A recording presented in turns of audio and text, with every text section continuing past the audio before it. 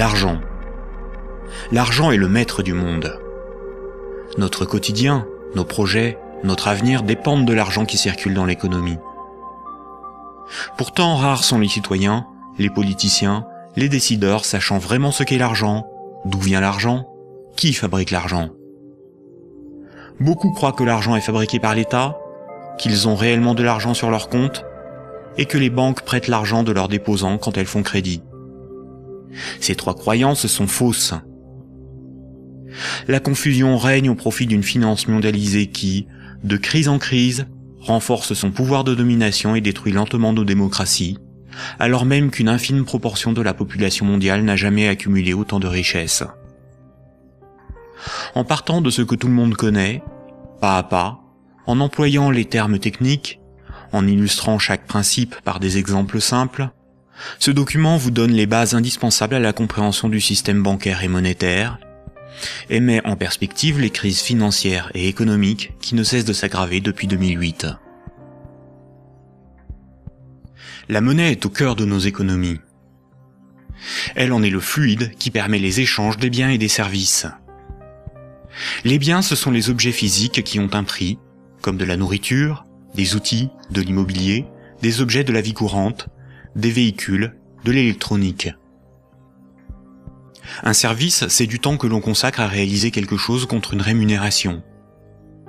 Les architectes, les médecins, les garagistes, les peintres, les avocats, les comptables vendent de leur temps, sous la forme de services. Les biens et les services sont achetés avec de la monnaie. Savoir qui crée la monnaie est donc indispensable pour comprendre comment le monde fonctionne. La monnaie prend plusieurs formes, qu'il faut bien distinguer. Sans la connaissance des diverses formes de monnaie et les mécanismes qu'elles impliquent, il est impossible de comprendre le système monétaire et bancaire, et plus globalement l'économie. Il y a la monnaie sous la forme de billets et de pièces de monnaie. On l'appelle la monnaie centrale corporelle. C'est celle que vous pouvez retirer au guichet ou au distributeur automatique de billets de votre banque. On peut la toucher, on peut partir avec, on peut physiquement la détruire. On l'appelle aussi monnaie manuelle, liquide ou espèce. Elle est fabriquée par la Banque centrale. En dehors de la Banque centrale, personne n'a le droit de fabriquer des billets et des pièces de monnaie. La Banque centrale est une institution missionnée par l'État ou les États d'une zone monétaire pour fabriquer les billets et les pièces de monnaie. Elle a aussi pour mission de favoriser le bon fonctionnement de l'économie. Son but n'est pas de faire des profits, mais d'appliquer la politique monétaire. En France, comme pour l'ensemble des pays de la zone euro, la Banque centrale est la BCE, ou Banque centrale européenne. La BCE gère une monnaie nommée euro. Et puis il y a un autre type de monnaie, beaucoup moins connu. C'est la monnaie qui est sur votre compte en banque, appelée monnaie scripturale. Cette monnaie n'existe que sous la forme de chiffres dans les systèmes informatiques de comptabilité des banques commerciales privées. On l'appelle aussi monnaie secondaire. Les banques commerciales privées, appelées aussi banques de second rang ou banques secondaires, sont les banques des particuliers et des entreprises, comme la BNP, le Crédit Agricole ou la Société Générale. Ce sont des entreprises privées dont le but est le profit. Les banques commerciales privées sont les distributeurs des billets et pièces de monnaie. Ce sont des intermédiaires, des commerçants, qui font le commerce de la monnaie centrale. Elles ont développé un substitut à cette monnaie, qui est la monnaie secondaire ou monnaie scripturale privée. Elles réalisent la gestion des moyens de paiement tels que les chèques, les cartes bancaires, les virements et les prélèvements. Pour comprendre l'origine des différentes formes de monnaie, il faut comprendre pourquoi la monnaie a été créée et parcourir son histoire de l'Antiquité à nos jours.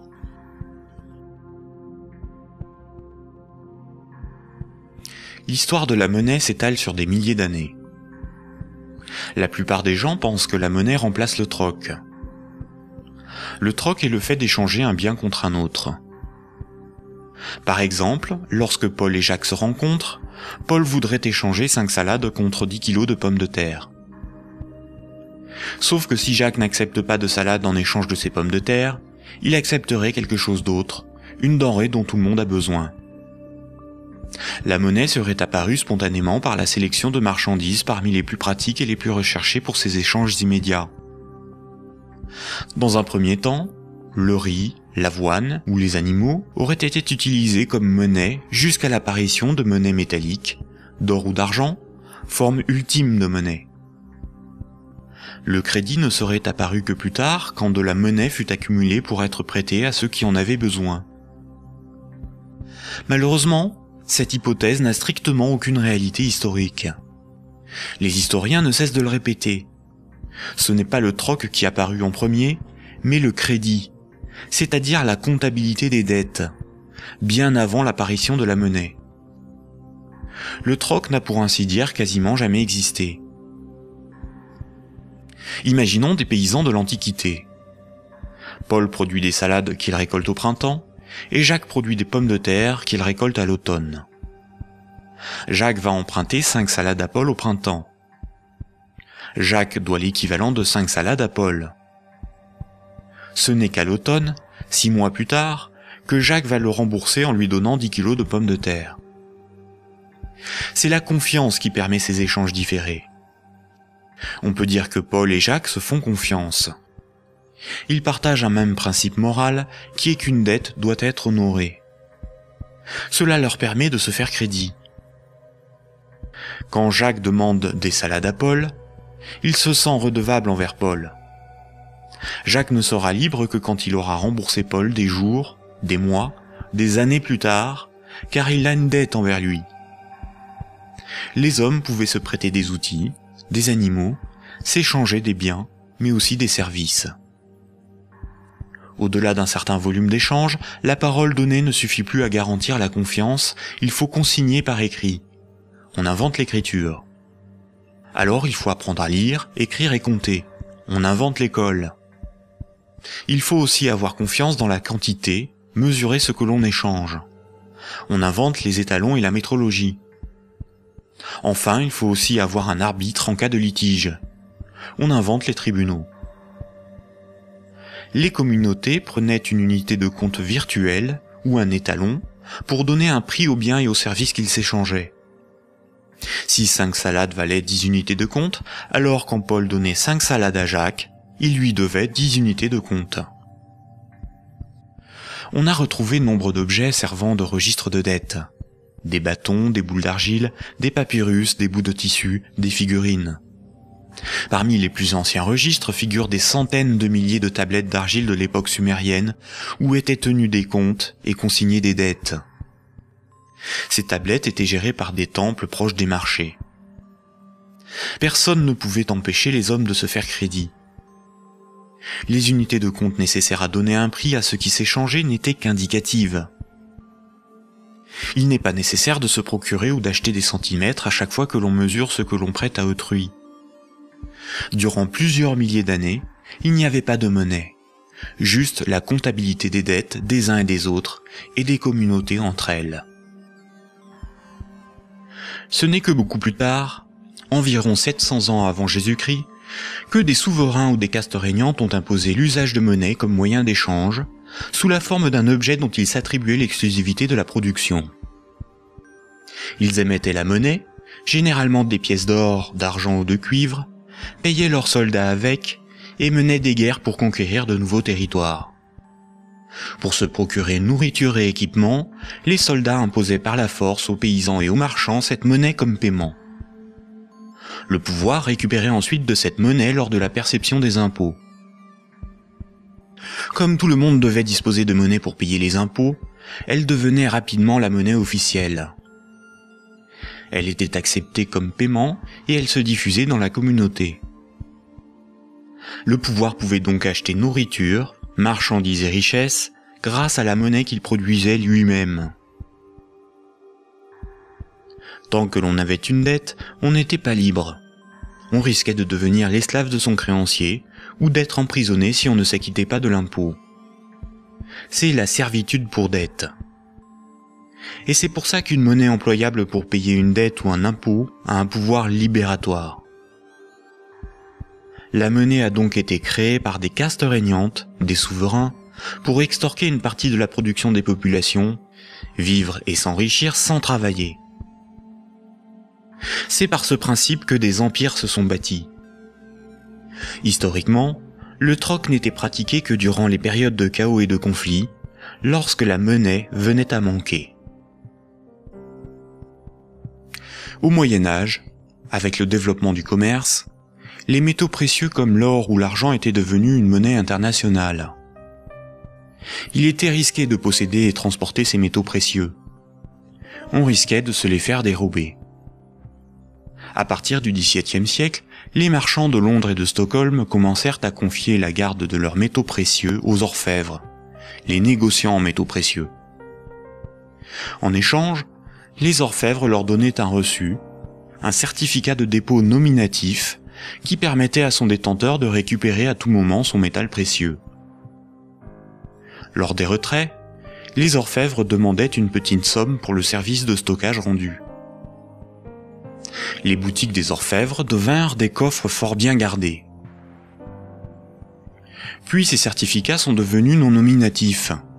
Il était simplement inscrit dessus le poids de métal précieux qu'ils représentaient. Les marchands se mirent à se payer non pas en métal précieux, mais avec ces certificats. La monnaie papier était née. Les orfèvres constataient que les marchands laissaient leurs métaux précieux dans leurs coffres. Ils eurent donc l'idée de prêter ces métaux précieux à d'autres marchands pour développer leur commerce. Mais plutôt que de prêter les métaux précieux entreposés dans leurs coffres, les orfèvres émettaient des certificats papier. Quand les marchands remboursaient leurs dettes, ils rendaient les certificats et versaient un intérêt. Les orfèvres se mirent à imprimer bien plus de certificats que de métaux précieux disponibles dans leurs coffres. Cette pratique leur permit de s'enrichir en multipliant les intérêts perçus. Quand les certificats étaient rendus aux orfèvres, ils étaient détruits. Comme le papier monnaie échangeable contre des métaux précieux était accepté par les marchands comme paiement, les orfèvres pouvaient en imprimer pour leurs propres dépenses et achats. Tant que les emprunteurs et déposants ne venaient pas tous au même moment demander l'échange de leurs certificats contre l'équivalent en métal précieux, leur petit tour de magie pour s'enrichir restait secret. Aujourd'hui, les métaux précieux sont remplacés par la monnaie centrale. Avec l'avènement de la République et de la démocratie, c'est l'appareil législatif qui rédige la loi au nom du peuple, et l'État, la nation, fait fabriquer sa propre monnaie par la Banque centrale. La loi dit que tout citoyen est obligé d'accepter non pas des métaux précieux, mais de la monnaie de l'État comme règlement d'une dette. C'est ce qui donne son cours légal à la monnaie de l'État. Cette monnaie est dite fiduciaire, du latin fiducia, qui veut dire confiance. Sa valeur est liée à l'assurance qu'on peut échanger des biens et services avec cette monnaie. Rappelez-vous, quand un marchand déposait des métaux précieux chez l'orfèvre, il lui donnait l'équivalent en certificat de dépôt. Plus tard, le marchand pouvait retourner chez l'orfèvre et récupérer ses métaux précieux contre ses certificats. Aujourd'hui, quand le client d'une banque dépose des billets sur son compte, la banque le crédite.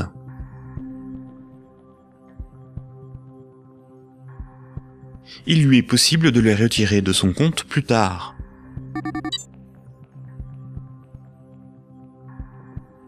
La monnaie secondaire, ou monnaie scripturale privée, est l'équivalent des certificats de dépôt des orfèvres. Tout comme le certificat de l'orfèvre est une reconnaissance de dette de l'orfèvre envers le marchand, un compte bancaire est une dette en monnaie centrale de la banque envers son client.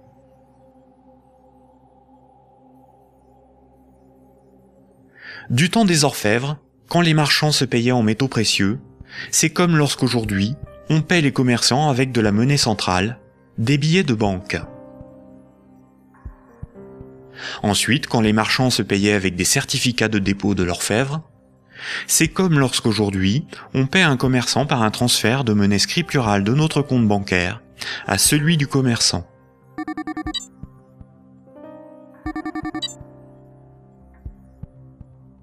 Rappelez-vous aussi que quand l'orfèvre faisait crédit, qu'il prêtait des métaux précieux, il émettait bien plus de certificats de dépôt que de métaux précieux disponibles dans ses coffres.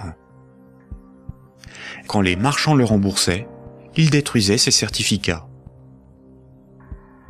C'est la même chose aujourd'hui avec la monnaie scripturale privée. Quand une banque accorde un crédit, elle crée de la monnaie scripturale sur un compte à partir de rien. Et elle en crée bien plus qu'elle ne dispose de monnaie centrale dans ses coffres. Et quand son client rembourse son crédit, elle détruit la monnaie scripturale. C'est ce qu'on appelle la création monétaire et la destruction monétaire. La monnaie scripturale étant acceptée comme paiement, les banques peuvent aussi créer de la monnaie à partir de rien pour couvrir leurs dépenses et leurs achats. Les banques ont la possibilité de se faire crédit à elles-mêmes. On dit que les banques monétisent leurs dépenses.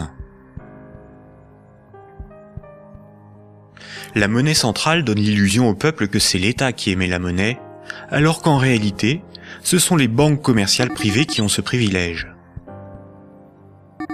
Sans création monétaire par le crédit par les banques commerciales, il n'y aurait quasiment pas de monnaie en circulation. Les banques et les États sont comme les deux faces d'une même pièce. En effet, il faut d'abord que de la monnaie ait été créée par le crédit bancaire pour que l'État puisse en prélever par les impôts et les taxes. Et les banques ont besoin des États pour établir une législation protégeant ce privilège et faire appliquer cette législation par la justice et les forces de l'ordre. Nous allons détailler maintenant ces mécanismes bancaires et leurs nombreuses conséquences. Tout le monde a un compte en banque. C'est plus sûr et c'est plus simple que d'avoir chez soi une caisse remplie de billets de banque. Beaucoup de gens s'imaginent qu'un compte en banque est une boîte dans laquelle sont rangés des billets de banque. En réalité, la banque a une réserve unique de billets de banque et les comptes en banque n'ont aucune réalité physique. Ce sont juste des chiffres dans la comptabilité de la banque commerciale, ce sont des unités de compte. Lorsque vous allez au distributeur de billets, votre banque prend dans son stock de billets le montant que vous voulez retirer sur votre compte et vous les donne. Elle retranche ce montant à votre compte. Ainsi, vous avez le sentiment de prendre des billets sur votre compte en banque, alors qu'en réalité, la banque convertit des chiffres en monnaie centrale corporelle, c'est-à-dire en billets de banque, la monnaie de l'État. À l'inverse, quand vous déposez des billets sur votre compte, la banque les prend et les met dans son stock de billets et augmente le chiffre de votre compte. Votre compte ne représente pas un petit tas de billets de banque, mais seulement un chiffre dans un ordinateur. Vous ne retirez que très rarement l'ensemble de ce qui est sur votre compte. Vous retirez juste ce qu'il vous faut pour faire vos petits achats dans les commerces. Tout le reste, vous le laissez sur votre compte. Et le commerçant qui reçoit vos billets comme paiement les dépose lui aussi sur son compte. De ce fait, tout le monde a plus d'unités de compte sous la forme d'un chiffre dans la comptabilité d'une banque privée que de billets de banque dans ses poches ou chez lui. La somme des unités de compte qui correspond au crédit de votre compte s'appelle un dépôt. Un compte en banque sur lequel il y a 1000 unités de compte, on appelle cela un dépôt de 1000 €. On a l'illusion qu'une banque a toujours dans son stock de billets de banque l'équivalent des dépôts qu'elle gère. En réalité, elle n'en a qu'une petite partie, et ceci lui est permis par le fait que ses clients ne viennent pas tous au même moment retirer en liquide ce qu'ils ont sur leur compte.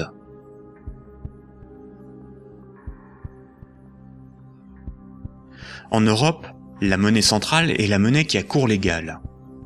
C'est la monnaie officielle des États de la zone euro, dont l'État français. C'est la monnaie exigée par l'État pour le paiement des impôts et des taxes. La loi oblige les citoyens à accepter les billets de banque comme moyen de paiement, et elle sanctionne sévèrement ceux qui fabriquent de faux billets.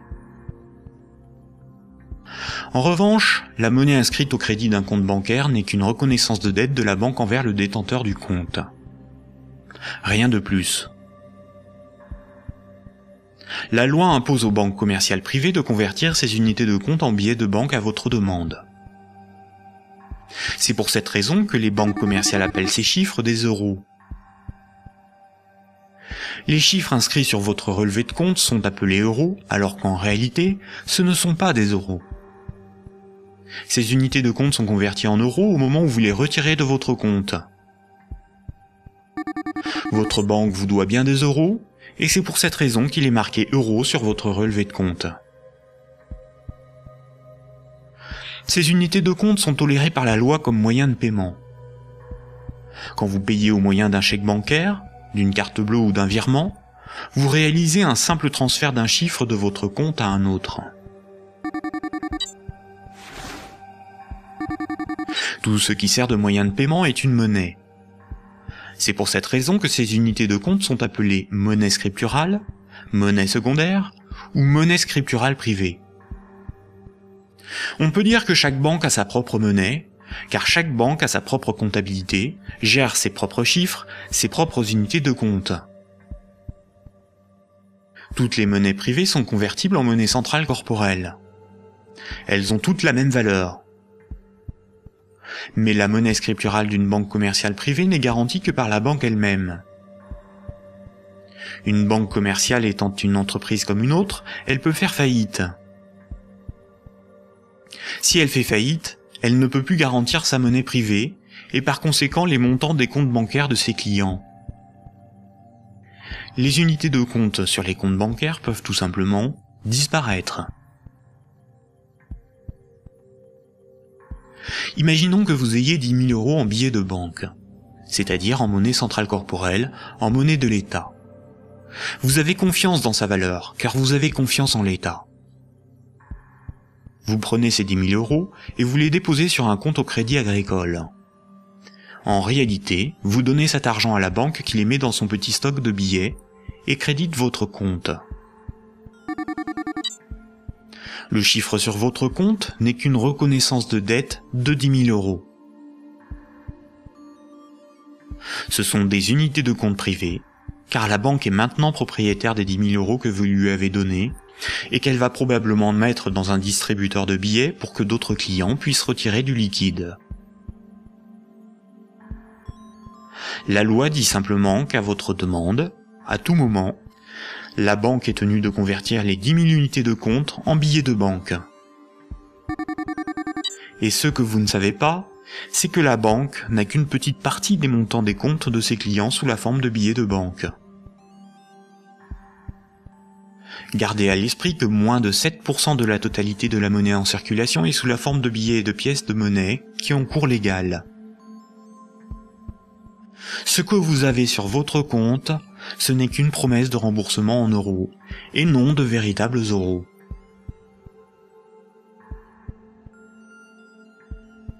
De nos jours, tout le monde paie des sommes de petite et grande taille sans jamais employer de billets de banque. La carte bancaire, la carte de crédit, les chèques bancaires, les prélèvements automatiques et les virements forment l'essentiel des procédés de paiement. Quand un client d'une banque veut transférer de l'argent à un autre client de la même banque pour le payer, que ce soit des entreprises ou des particuliers, la banque ne réalise qu'une manipulation de chiffres. Elle retranche au compte du client la somme à verser et l'ajoute au compte du destinataire. Aucun billet de banque n'est intervenu dans la transaction, et pourtant, les deux clients, en interrogeant leur banque, constatent bien qu'un transfert a été effectué. En revanche, quand un transfert doit être effectué entre les comptes bancaires de deux banques commerciales distinctes et concurrentes, la monnaie centrale intervient. Toutes les banques commerciales privées ont un compte à la banque centrale. Aucun particulier ni aucune entreprise ne peut avoir un compte à la banque centrale. Seules les banques commerciales et le trésor public, c'est-à-dire l'État, ont un compte à la banque centrale.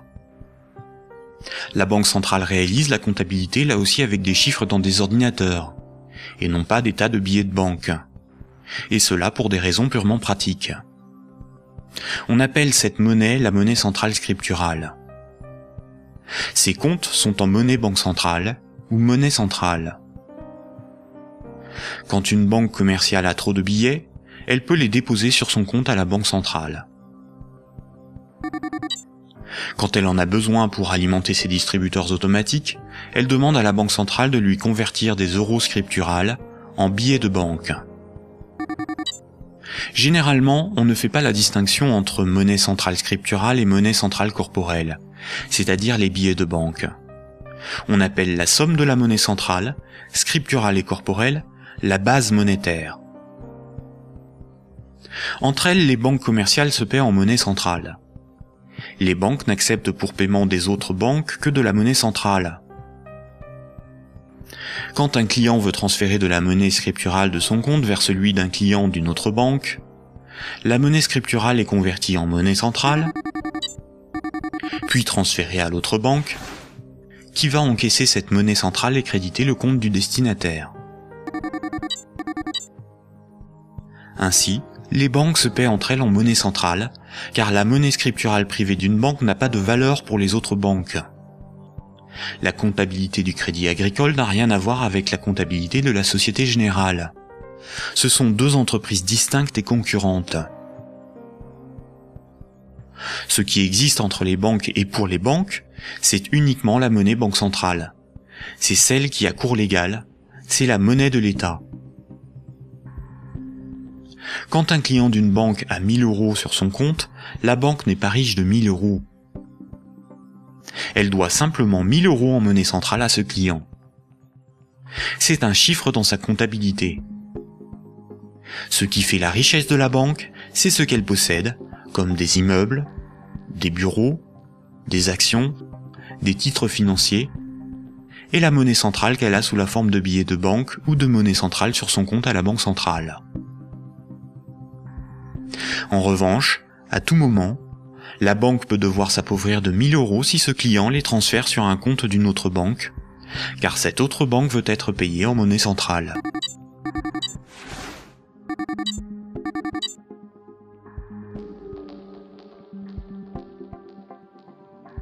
Les banques ne réalisent pas leur paiement en banque centrale à chaque fois qu'un transfert est réalisé. Un bilan des échanges est fait tous les jours. On appelle cela la compensation. Cette compensation est calculée par une chambre de compensation. Une chambre de compensation gère un système informatique enregistrant un très grand nombre de comptes en banque et de transactions, afin de faire le bilan des échanges entre les organismes financiers, dont les banques. La chambre de compensation la plus connue est Clearstream, à cause de l'affaire politico-financière qui porte son nom. Imaginons deux banques. Un client de la première banque paie 10 euros à un client de la seconde. Un client de la seconde paie 15 euros à un client de la première. À la fin de la journée, la compensation calcule un différentiel de 5 euros au profit de la première banque. Le paiement peut se faire directement par virement entre leurs comptes à la banque centrale. Quand une banque voit son compte débité à cause d'une compensation ou par un retrait au guichet par un client, on appelle cela une fuite. Elle s'appauvrit, car sa monnaie centrale fait partie de ses richesses. Imaginons une banque qui a 4 déposants qui ont chacun 25 000 unités de compte. On peut dire que la banque doit 100 000 euros à ses clients. Imaginons que cette banque a 10 000 euros sur son compte à la banque centrale. La banque est incapable de couvrir la fuite du montant total des comptes de ses clients. Elle est potentiellement en faillite, car 90 000 unités de compte de ses clients ne sont pas couverts par de la monnaie centrale. Seuls 10 000 euros en billets peuvent être versés à l'ensemble de ses clients. C'est le principe de la couverture partielle des dépôts, appelé système à réserve fractionnaire. Si la totalité de ses clients viennent tous au même moment pour retirer leur argent, la banque fait immédiatement faillite. Quand tous les clients d'une banque viennent retirer tout leur argent, c'est ce que l'on appelle un bank run.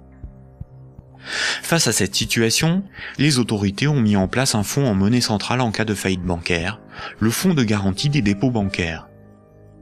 En France, ce fonds se porte officiellement garant de 100 000 euros maximum par compte bancaire. Malheureusement, La plupart des grandes banques gèrent des dépôts bien supérieurs à ce qu'il y a dans ce fonds. Le fonds est d'environ 2 milliards d'euros, alors que les banques françaises gèrent près de 1000 fois plus de dépôts en monnaie scripturale. Par conséquent, la faillite de quelques grandes banques du monde provoquerait la disparition d'une partie des dépôts bancaires de leurs clients. Le trésor public, c'est la caisse de l'État. Le trésor public a un compte à la Banque centrale. Le trésor public encaisse toutes les taxes et impôts qui forment les recettes de l'État. Le trésor public paie toutes les dépenses de l'État. Il paie les fonctionnaires, les investissements de l'État, ses infrastructures, ses frais de fonctionnement, ses fournisseurs. Quand vous payez vos impôts ou des taxes, vous les payez directement au trésor public. Si un client d'une banque veut payer 1000 € au trésor public, la banque convertit la monnaie scripturale privée en monnaie banque centrale et transfère cette monnaie centrale sur le compte du trésor public. Le trésor public n'accepte pour paiement que la monnaie centrale. Quand le trésor public paie un de ses fournisseurs, il verse de la monnaie centrale à la banque commerciale privée qui en détient le compte, et celle-ci crédite le compte de l'entreprise bénéficiaire.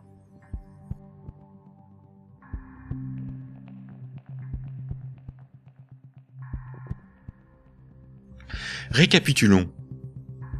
Le système monétaire est basé sur deux espaces monétaires distincts et isolés. L'espace de la monnaie centrale et l'espace de la monnaie scripturale privée. La monnaie centrale, c'est la monnaie de l'État. La monnaie centrale sert aux banques et au trésor public pour se payer. La monnaie scripturale privée, ou monnaie secondaire, c'est la monnaie gérée par les banques commerciales privées. Les particuliers et les entreprises utilisent principalement cette monnaie. Quand un citoyen reçoit son salaire, c'est par transfert de monnaie scripturale privée.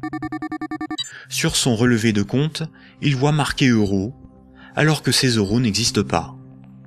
Le chiffre au crédit de son compte est une promesse de remboursement en euros. Or, si une banque fait faillite, elle ne peut plus honorer sa promesse vis-à-vis de ses clients. En France, les deux premières banques gèrent plus de la moitié des dépôts bancaires. Aucun gouvernement ne permettra à une grande banque de faire faillite, car des millions de citoyens et d'entreprises perdraient une partie de leur argent. Ce serait une catastrophe sociale que l'ensemble de la société devrait compenser par l'appauvrissement général de la population. Toute entreprise peut faire faillite si elle est mal gérée, même les plus importantes. Mais cette règle ne s'applique pas aux grandes banques. Les gouvernements les sauvent en taxant l'ensemble des citoyens si nécessaire. Voici ce qu'en pense Frédéric Lordon, économiste, directeur de recherche au CNRS et chercheur au Centre de sociologie européenne.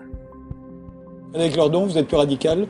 J'en ai peur. C'est-à-dire, il me semble que derrière toutes les argumentations techniques du monde, il y a une question préjudicielle qui est une question de principe. Alors je voudrais repartir des sauvetages de 2008-2009, parce qu'il me semble que celui qui se profile va avoir à peu près les mêmes propriétés.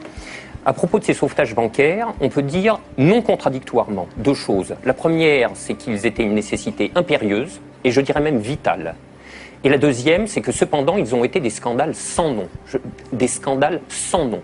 Alors pourquoi ça a été un scandale ? Les gens le savent, alors ils sont un peu plus qu'échauffés, hein, je vous assure.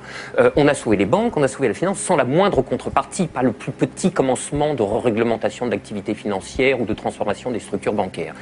Donc, si vous me passez l'expression, le corps social en a gros. Mais pour autant, il était une nécessité impérieuse de les sauver, pour une raison extrêmement simple, c'est que il faut que les gens essayent de se figurer l'ampleur des dévastations économiques et sociales qui suivent de la matérialisation d'un risque systémique. C'est dans le cadre de cette hypothèse que je me situe. On pourra peut-être y revenir tout à l'heure. C'est-à-dire l'effondrement total de toutes les banques. Les transactions les plus élémentaires deviennent impossibles. Je veux dire, aller acheter son pain à la boulangerie, ça marche plus. Tout simplement parce que retirer de l'argent au distributeur à billets, ça marche pas. Faire un chèque, ça marche pas. Une carte bleue, ça marche pas. Vous avez les piécettes dans la poche, ça vous mène pas loin. Vous tenez 4-5 jours en forçant plutôt sur les patates. Et après, c'est retour au jardin potager pour ceux qui en ont un, et pour les autres, c'est retour vers l'état de nature économique. Ce que vous décrivez là, ça semble une catastrophe. Oui, c'est la catastrophe ultime si les banques ne sont pas sauvées et qu'elles tombent toutes ensemble. Ça pourrait se produire, d'après vous, ça? Alors, pour moi, Grèce, oui. si vous voulez, c'est un événement qui est de l'ordre de l'impensable. C'est-à-dire, c'est un chaos social d'une telle ampleur qu'il me semble inconcevable que les États se désintéressent de la chose. Par conséquent, ils sont forcés de venir au secours de la finance, qu'ils le veuillent ou non. Et c'est exactement là que se noue le drame, si vous voulez. C'est dans cette articulation entre la nécessité impérieuse d'une part et le scandale de l'autre. Le corps social est forcé, par pouvoir public interposé, de venir au secours des banques, car si les banques calanchent, c'est le corps social qui calanche dans la semaine qui suit. Et forcément, les intérêts matériels de la population sont si intimement liés à la structure bancaire qu'il est impossible de la laisser crever. Et vous voyez donc là où est le problème, c'est que de par leur position très particulière dans la structure sociale du capitalisme, les banques sont les dépositaires de fait de deux biens publics vitaux pour une société marchande. Vitaux. Le premier, c'est les encaisses monétaires de la population, les dépôts, les épargnes. Je veux dire, si toutes les banques tombent, ceci s'évapore dans l'instant. Et c'est pas la peine de se gargariser avec le fonds de garantie des dépôts. Hein. Ça va si une banque ou deux tombe. Si la totalité s'écroule, le fonds saute comme un bouchon de champagne. Et le deuxième bien public vital, c'est l'intégrité du système des paiements. Et c'est parce que les banques ont capté ces biens publics qu'elles peuvent contraindre l'État, les corps sociaux à leur venir en aide. C'est quoi l'intégrité du système des paiements, c'est le fait que les banques sont les teneurs de compte, qu'elles les mouvementent, qu'elles les débitent, qu'elles les créditent, donc elles sont les opératrices. Absolument. C'est pas qu'elles les garantissent, c'est qu'elles opèrent très concrètement et très basiquement les transactions élémentaires. La gestion des moyens de paiement. Et exactement. Voilà. Bon, alors, si vous voulez, là, il y a une situation de fait que les économistes appellent dans leur langage pluriel moral, mais dont le vrai nom est prise d'otage. Et celle-là, elle est colossale. Si vous voulez, chaque fois qu'il y a un mouvement social dans les transports ou le ramassage des ordures, on vous bassine avec la prise d'otage des syndicats. Mais ça, c'est une prise d'otage, mais cosmique. C'est énorme. Personne n'en parle jamais. Donc, la question de principe est la suivante. Derrière la question du sauvetage des banques et derrière la question des banques tout court, le corps social doit se poser la question de savoir s'il continue de tolérer que ces biens publics vitaux soient ainsi remis à des intérêts privés, et spécialement à des intérêts privés aussi mal éclairés que ceux de la finance, quand elle est mouillée jusqu'aux sourcils dans les marchés de capitaux. Bon, je trouve que poser la question, c'est y répondre. Et si on ne répond pas non, cette obligation de venir à la rescousse des banques se reposera éternellement. D'où ma conclusion. Il faut envisager la déprivatisation intégrale du secteur bancaire. La nationalisation. Alors, la nationalisation.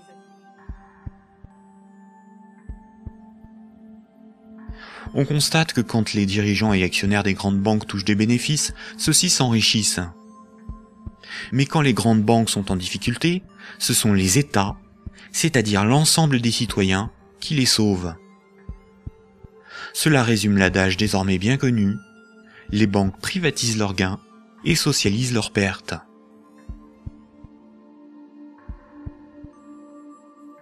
Pour bien comprendre le mécanisme de création monétaire, nous devons savoir ce qu'est un actif. Imaginons que Paul possède une moto, des vêtements, une télévision, un ordinateur et 200 € sur lui en billets de banque. Tout ceci représente ses actifs, car les actifs, c'est ce que l'on possède. Les 200 € qu'il a sur lui sont ses actifs financiers. Maintenant, Jacques emprunte à Paul 100 €. En lui empruntant cette somme, Jacques signe une reconnaissance de dette l'engageant à rembourser Paul dans un mois. Les actifs financiers de Paul restent de 200 €, car il possède encore 100 € en billets, ainsi que la reconnaissance de dette de Jacques d'une valeur de 100 €. Cette reconnaissance de dette va à ses actifs, car il s'agit de quelque chose qu'il possède. Paul a ce qu'on appelle une créance sur Jacques. Jacques est débiteur de Paul. En cas de litige, si Jacques ne rembourse pas Paul, la justice pourra intervenir pour forcer Jacques à respecter ce contrat. Elle pourra alors le forcer à vendre un de ses actifs matériels pour rembourser Paul, comme sa télévision s'il en a une. Généralement, la comptabilité d'une entreprise ou d'une banque est synthétisée sous la forme d'un bilan. Un bilan comptable est une synthèse permettant de représenter ce que l'entreprise possède, ses actifs, et ce qui lui appartient pas ou ce qu'elle doit, son passif. La différence entre son actif et son passif représente son résultat. On peut aussi l'appliquer à un particulier. Voici à quoi ressemblerait le bilan de Paul. Dans les actifs de Paul figurent ses actifs financiers, constitués de ses billets de banque et de la dette de Jacques, ainsi que ses actifs matériels, constitués de sa télévision, son ordinateur, sa moto, dont la valeur de revente à date est estimée de 1000 €. Pour notre démonstration, nous ne garderons que les actifs financiers. Son bilan financier est positif de 200 €. Le bilan de Jacques, qui n'avait aucun actif, est celui-ci.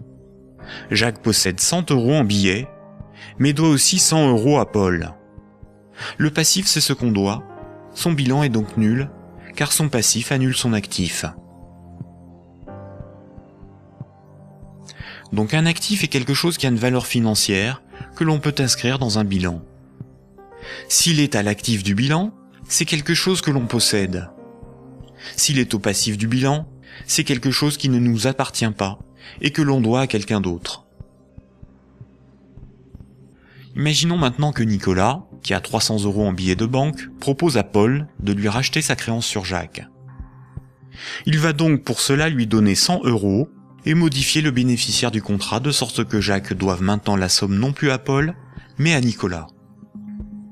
Voici à quoi ressemblerait le bilan de Paul. On constate que Paul a retrouvé ses 200 € en billets de banque. Son bilan financier est positif de 200 €. Le bilan de Jacques, qui n'avait aucun actif, n'a pas changé. Son bilan est toujours nul. Le bilan de Nicolas, qui avait 300 € d'actifs, est maintenant celui-ci. Il reste à Nicolas 200 € en billets de banque et la reconnaissance de dette de Jacques, qui a une valeur, à terme, de 100 €. Le bilan de Nicolas est positif de 300 €. Lorsque Jacques devait 100 € à Paul, Paul prenait le risque que Jacques ne le rembourse pas. Quand Paul a vendu la reconnaissance de dette à Nicolas, c'est Nicolas qui prend le risque de n'être pas remboursé par Jacques. C'est un transfert de risque sur une créance. Si Jacques ne rembourse pas sa dette, le bilan de Nicolas peut perdre jusqu'à 100 €. On dit alors que Jacques fait défaut sur tout ou partie de sa dette. Nicolas perdrait 100 € sur son bilan, correspondant à la créance que Jacques n'a pas honorée. Nous voyons donc qu'une créance peut être un actif et peut être revendue au même titre qu'une moto ou des vêtements. Les actifs matériels ont une valeur estimative.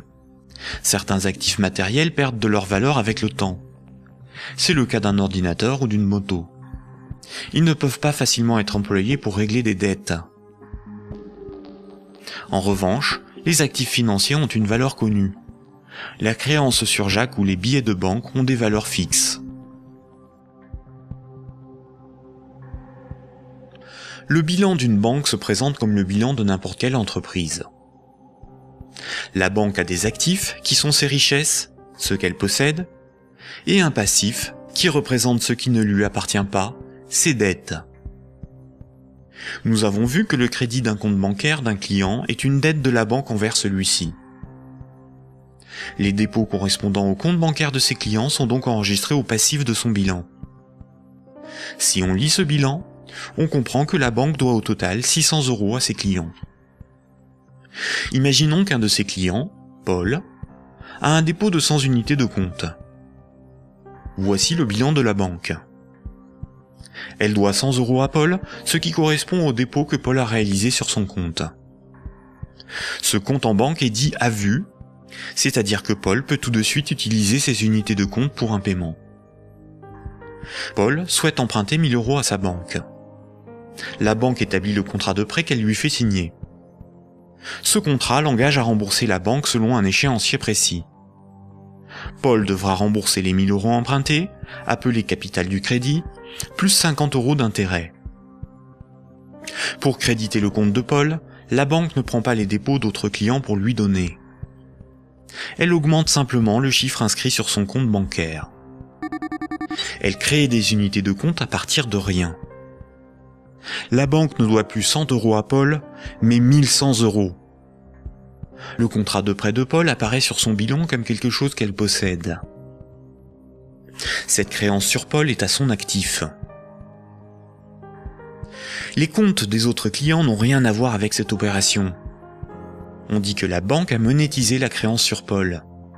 Elle a transformé cette créance en moyen de paiement sous la forme de monnaie scripturale privée ajoutée au compte de Paul. On appelle cette opération d'augmentation des dépôts par simple jeu d'écriture la création monétaire. On parle de création monétaire ex nihilo, ce qui veut dire à partir de rien. Enfin, quand Paul va rembourser le crédit, la banque va annuler des unités de compte chaque mois, selon l'échéancier du crédit, directement sur le compte de Paul. Cette annulation est appelée destruction monétaire. Elle diminue la somme qu'elle lui doit. Simultanément, dans son bilan, la somme restante à rembourser diminue aussi. La banque prend le risque que Paul n'arrive pas à rembourser le crédit, qu'il soit insolvable. C'est le risque de faire crédit ou risque de contrepartie. On pourra qualifier alors la créance de Paul, le contrat de prêt, d'actifs pourris ou d'actifs toxiques. Cette opération de création de moyens de paiement artificiels, tout comme sa destruction progressive lors du remboursement, est difficilement compréhensible pour la plupart des gens, y compris pour ceux qui travaillent dans les banques, même à haut niveau. Il est pourtant évident que quand une banque accorde un prêt, aucun de ses clients ne voit son compte diminuer ne serait-ce que d'1 €. Ce mécanisme est très mal compris et les médias perpétuent, par ignorance, le mensonge selon lequel les banques doivent collecter des dépôts pour pouvoir prêter de l'argent. Pourtant, ce mécanisme est parfaitement décrit dans les manuels d'économie.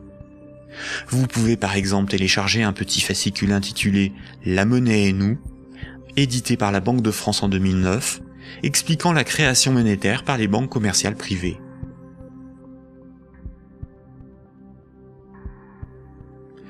La création et la destruction monétaire peuvent être résumées par une simple phrase.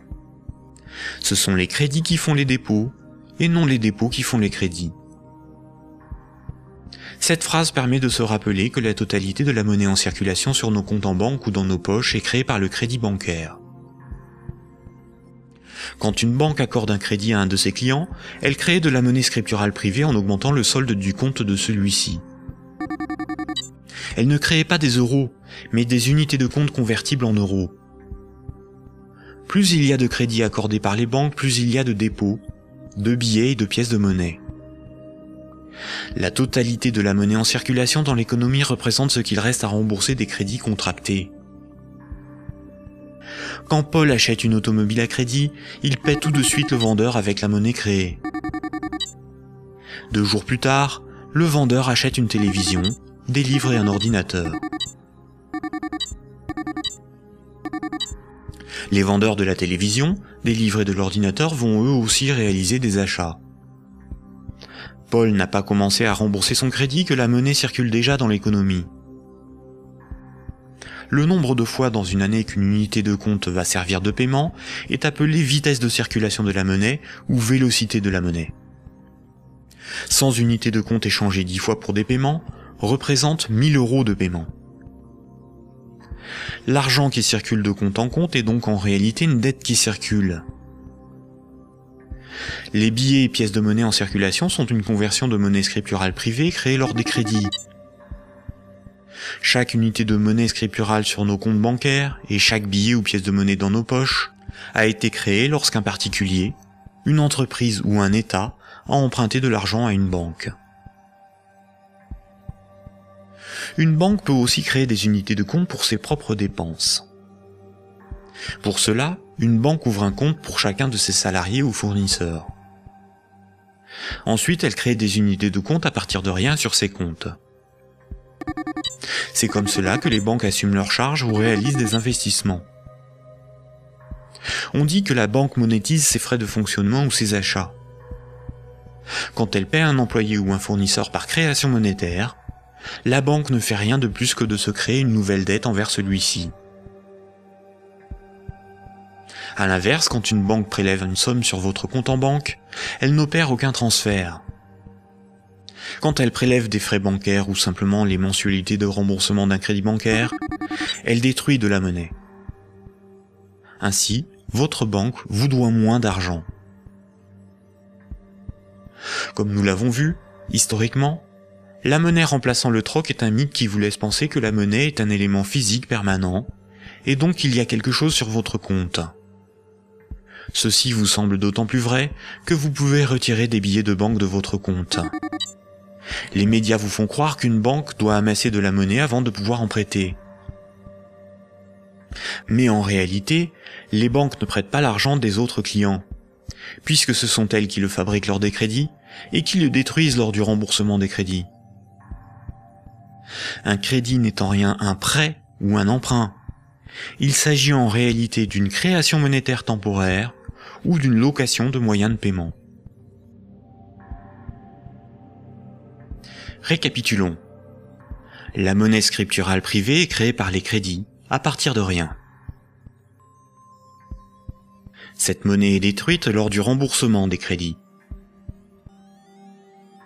Ceci sous-entend une création-destruction simultanée et concurrente qui détermine une masse de monnaie scripturale privée en circulation, que l'on appelle masse monétaire. C'est similaire à la population d'un pays qui varie en fonction des décès et des naissances.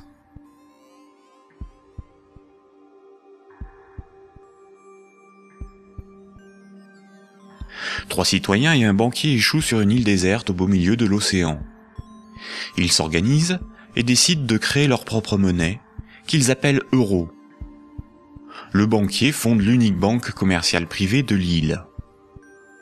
Comme cette banque est nouvelle, les trois citoyens n'ont rien sur leur compte. Ils ne peuvent pas s'échanger et se vendre ce qu'ils produisent. Ils ont bien des marchandises à se vendre, mais aucune monnaie pour les payer. Pour disposer de moyens de paiement, chaque citoyen va faire un crédit de 10 €, remboursable en 11 mois. Chaque citoyen devra rembourser 10 € de capital, plus 1 € d'intérêt. Lorsque le banquier leur accorde le crédit, il crée 10 € à partir de rien sur chaque compte.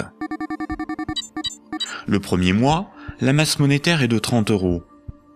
Les citoyens disposent de monnaie pour s'échanger ce qu'ils produisent. À la fin du premier mois, les citoyens commencent à rembourser leur crédit. Le banquier prélève 1 € d'intérêt, qu'il utilise pour acheter des marchandises aux citoyens. La masse monétaire reste de 30 €. À l'issue du deuxième mois, le banquier efface 1 € du compte de chaque citoyen. Il reste 27 € en circulation. À l'issue du troisième mois, le banquier efface à nouveau 1 € du compte de chaque citoyen.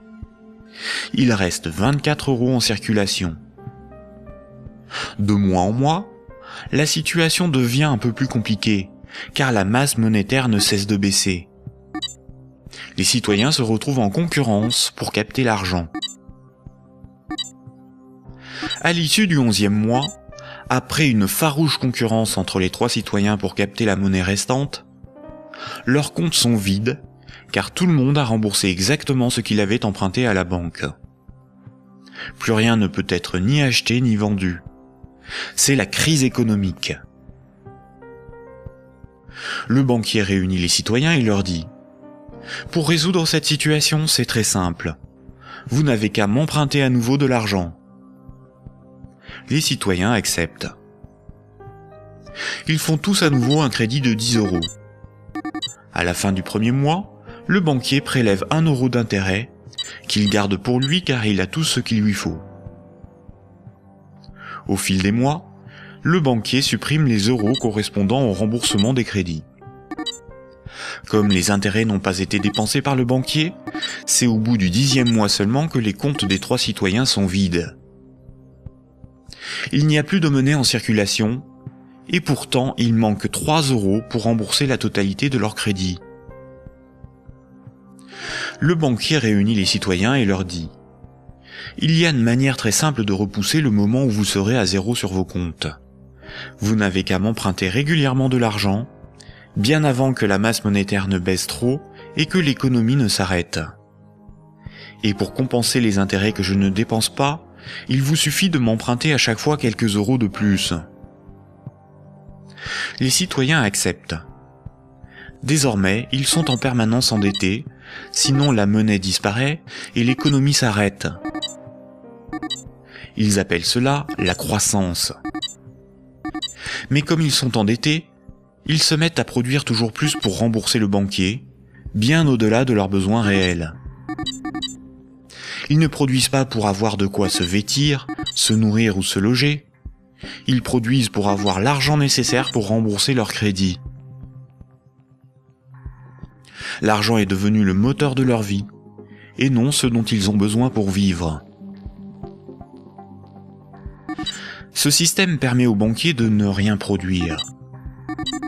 Il passe son temps à gérer ses comptes, à créer de la monnaie puis à la détruire. Avec la monnaie qu'il fabrique, il achète ce dont il a besoin aux citoyens. Rapidement, les ressources naturelles de l'île viennent à manquer. Il n'y a plus de bois, plus de gibier, plus d'eau, plus de terre pour produire toujours plus. La croissance a épuisé les ressources naturelles et détruit l'environnement. Cette petite histoire met en valeur de réalités tout à fait surprenantes. D'une part, les sommes dues aux banques sont globalement supérieures aux sommes disponibles pour les rembourser. D'autre part, si tout le monde remboursait ses dettes, il n'y aurait quasiment plus de monnaie en circulation dans le monde. Tous les comptes seraient vides, tous les billets et pièces de monnaie disparaîtraient. Le système monétaire fonctionne comme un système pyramidal. Pour payer les crédits en cours de remboursement, il faut que de nouveaux crédits soient accordés. Sinon, la monnaie se raréfie et certains emprunteurs sont dans l'incapacité de rembourser leurs crédits.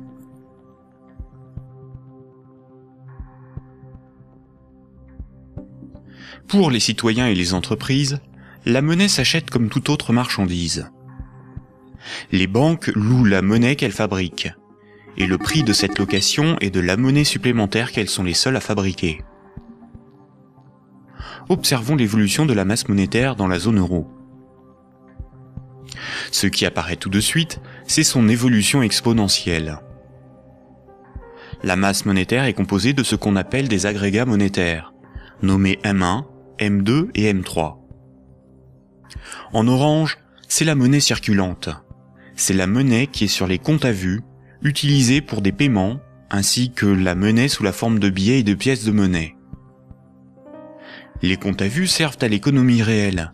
C'est là que sont versés les salaires, réalisés les paiements avec les cartes bancaires, les chèques, les virements, pour les échanges de biens et de services.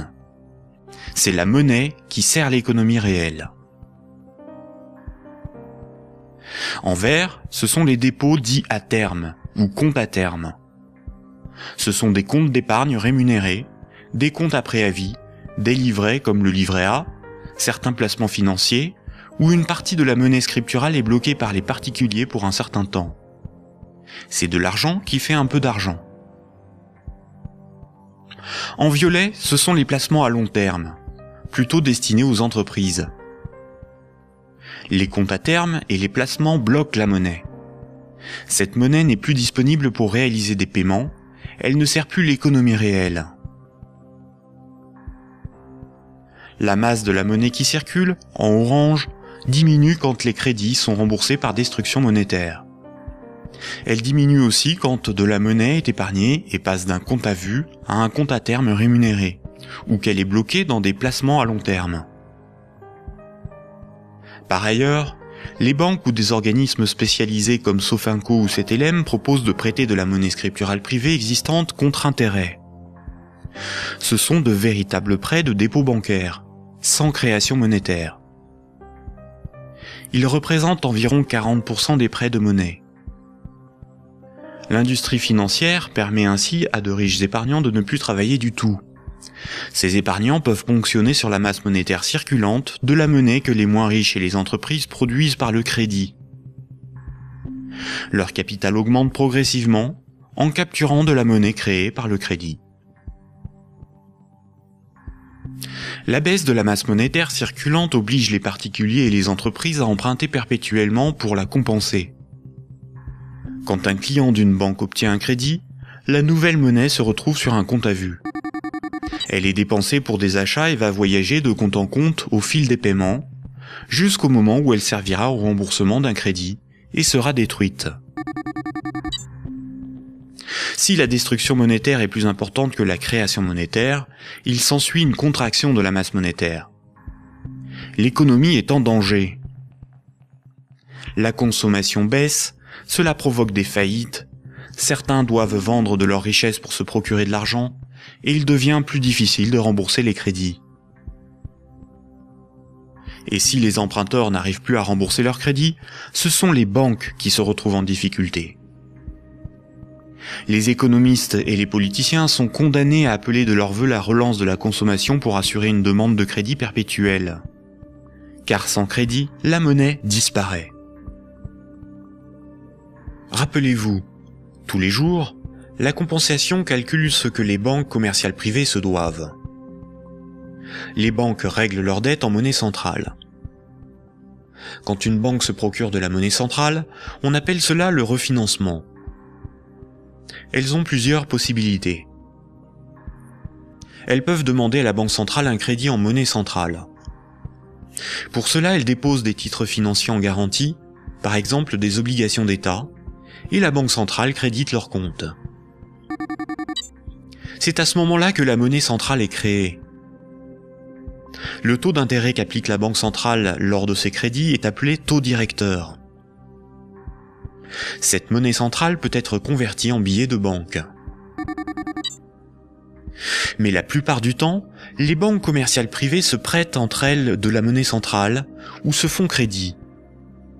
Elles peuvent pour cela se faire confiance ou se donner là aussi des titres financiers comme garantie. C'est ce qu'on appelle le marché interbancaire. Comme toutes les banques se font crédit, se prêtent de la monnaie centrale ou des titres financiers, cela fait qu'elles sont toutes liées les unes aux autres. Si une grande banque fait faillite et qu'elle ne rembourse pas ce qu'elle avait emprunté aux autres banques, ce sont toutes les autres banques qui font faillite par effet domino. En 2008, les dérives du système financier ont provoqué une crise de liquidité dans le système bancaire.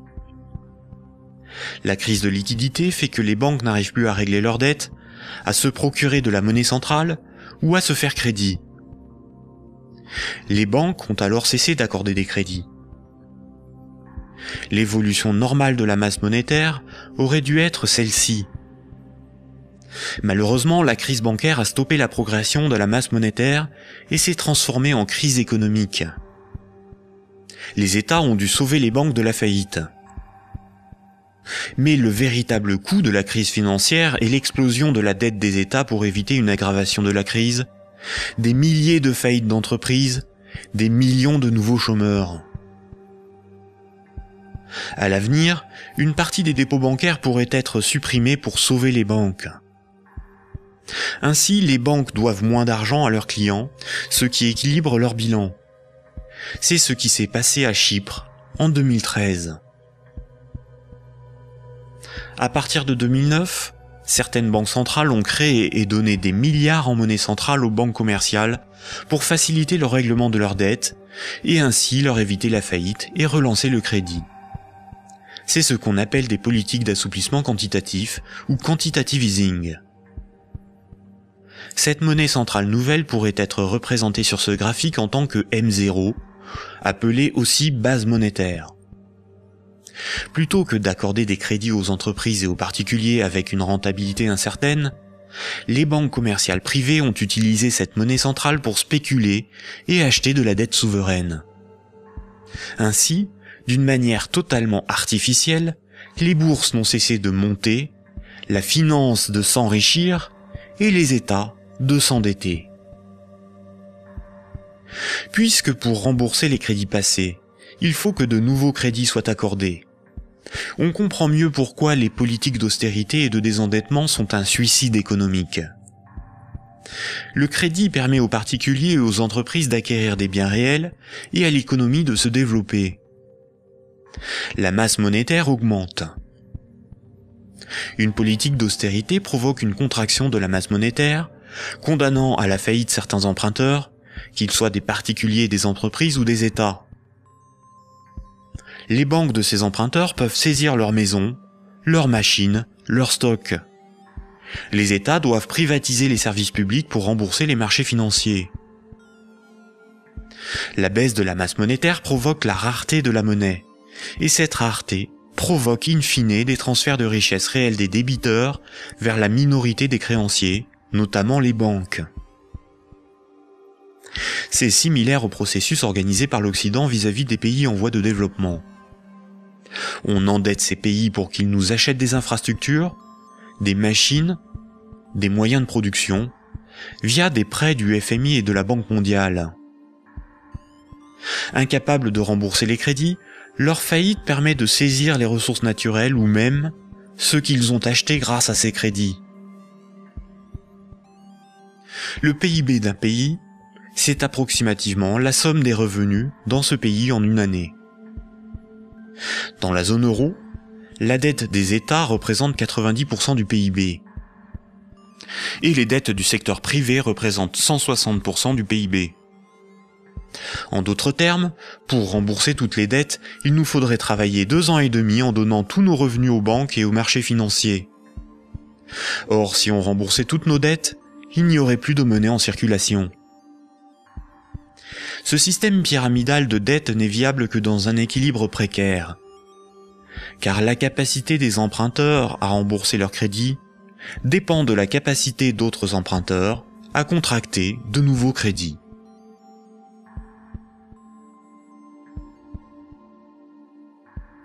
La fructification du capital, ou ce qu'on appelle l'usure, est le fait de toucher des intérêts sur de l'argent que l'on a et que l'on prête.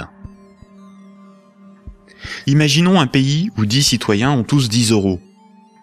Si l'un d'eux prête ces 10 euros avec 10% d'intérêt, il va lui être remboursé 11 euros. S'il le fait 10 fois, les autres citoyens de ce pays auront perdu chacun 1 euro. S'il le fait 90 fois, il possédera les 9/10 des richesses du pays, sans avoir travaillé. C'est son capital qui travaille, pas lui. C'est déjà une situation moralement difficile à justifier. Si l'usure permet aux riches de concentrer de la monnaie, les banques ont le privilège de la création de cette monnaie. Quand une banque veut acheter un immeuble, elle crée la monnaie nécessaire à l'acheter. Pour pouvoir créer de la monnaie, une banque doit simplement veiller à ce que ses actifs, ce qu'elle possède, lui permettent de payer les autres banques. Si les banques peuvent créer de la monnaie à partir de rien pour leurs achats, les entreprises, les particuliers et les États doivent d'abord en épargner, ou bien demander à une banque de lui en louer par un crédit. Voici ce que Maurice Allais, prix Nobel d'économie en 1988, disait de la création monétaire ex nihilo. Dans son essence, la création de monnaie ex nihilo actuelle par le système bancaire est identique, je n'hésite pas à le dire pour bien faire comprendre ce qui est réellement en cause, à la création de monnaie par les faux monnayeurs, si justement condamnés par la loi. Concrètement, elle aboutit au même résultat. La différence est que ceux qui en profitent sont différents et autorisés à le faire. Les banques sont des entreprises à but lucratif. Elles ont des actionnaires, leur but est l'enrichissement. Par le privilège de la création monétaire, la spéculation et l'usure organisée à l'échelle industrielle, on constate une gigantesque concentration des richesses dans les mains d'un tout petit nombre de personnes. Quand on parle de richesse, il ne faut pas penser à de l'argent, mais à de l'immobilier, des infrastructures, des propriétés, des entreprises, bref, ce qui a réellement de la valeur. Des chercheurs suisses ont extrait d'une base de données de l'OCDE un groupe de 147 entreprises financières qui ont le contrôle des 20 000 plus grandes entreprises du monde. Et un plus petit groupe forme le noyau dur de ces maîtres du monde. Sans surprise, les banques, et plus globalement le monde de la haute finance, notamment anglo-saxonne, contrôlent directement ou indirectement la plupart des grandes entreprises du monde. 1% de la population possède 46% du patrimoine mondial. Ce mouvement de concentration des richesses s'est accentué dans les années 70. Le néolibéralisme consacre la loi du marché comme dogme économique. Il prône la libre circulation des capitaux, des marchandises et des personnes à l'échelle mondiale, et une concurrence libre et non faussée. L'efficience des marchés serait l'avenir de l'homme. Dans cette perspective, les États sont des obstacles à la dérégulation financière. Avant les années 70, l'État français pouvait se financer à taux fixe et avantageux par un dispositif appelé le circuit du trésor. La Banque centrale pouvait faire des avances significatives à l'État. À partir des années 70, ce dispositif a été démantelé. Les États ont été obligés de se financer sur les marchés financiers, avec un taux variable en fonction de l'offre et de la demande. Par ailleurs, l'industrie financière organise la fuite des bénéfices et fortunes dans les paradis fiscaux. Pour le seul État français, le manque à gagner sur les recettes fiscales est estimé entre 50 et 80 milliards d'euros chaque année, soit plus que les recettes de l'impôt sur le revenu. En d'autres termes, l'État est contraint d'emprunter aux marchés financiers, c'est-à-dire aux banques et aux clients des banques, ce qu'elle ne leur prend pas sous la forme d'impôts et de taxes, et de leur payer pour cela un intérêt supplémentaire. Sans les intérêts imposés par les marchés financiers, l'État français n'aurait pas dû payer plus de 1500 milliards d'euros d'intérêts en 30 ans. La totalité de l'impôt sur le revenu est consacrée au seul remboursement des intérêts de la dette. Si les financiers prêtent aux États, c'est parce que les États ont le droit de lever autant d'impôts que nécessaire pour les rembourser, et d'utiliser la justice et les forces de l'ordre pour faire payer les contribuables. La création monétaire est aussi appelée planche à billets, même quand il s'agit de monnaie scripturale privée créée par le crédit. C'est un terme péjoratif faisant référence à l'impression de billets de banque par l'État. Ce terme est parfois employé par certains économistes de manière démagogique, pour induire en erreur quant aux responsabilités de la création monétaire et de l'inflation. L'inflation, c'est la hausse générale des prix. Une même baguette de pain vaut 1,30 € en 2013, alors que 10 ans plus tôt, elle valait 50 centimes. L'inflation est due au rapport entre la création monétaire et la création des richesses réelles. Si on crée plus de monnaie que de biens et services à vendre, les prix vont augmenter. La déflation, c'est l'inverse.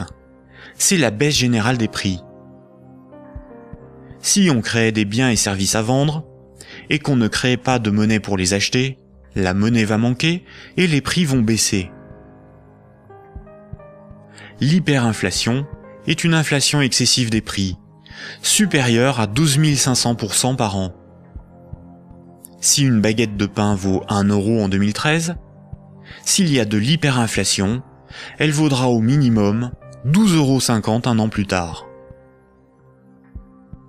Dans les années 70 et 80, l'inflation a atteint 15%, alors même que l'interdiction de permettre à la Banque centrale de faire des avances à l'État devait nous prémunir d'une telle situation.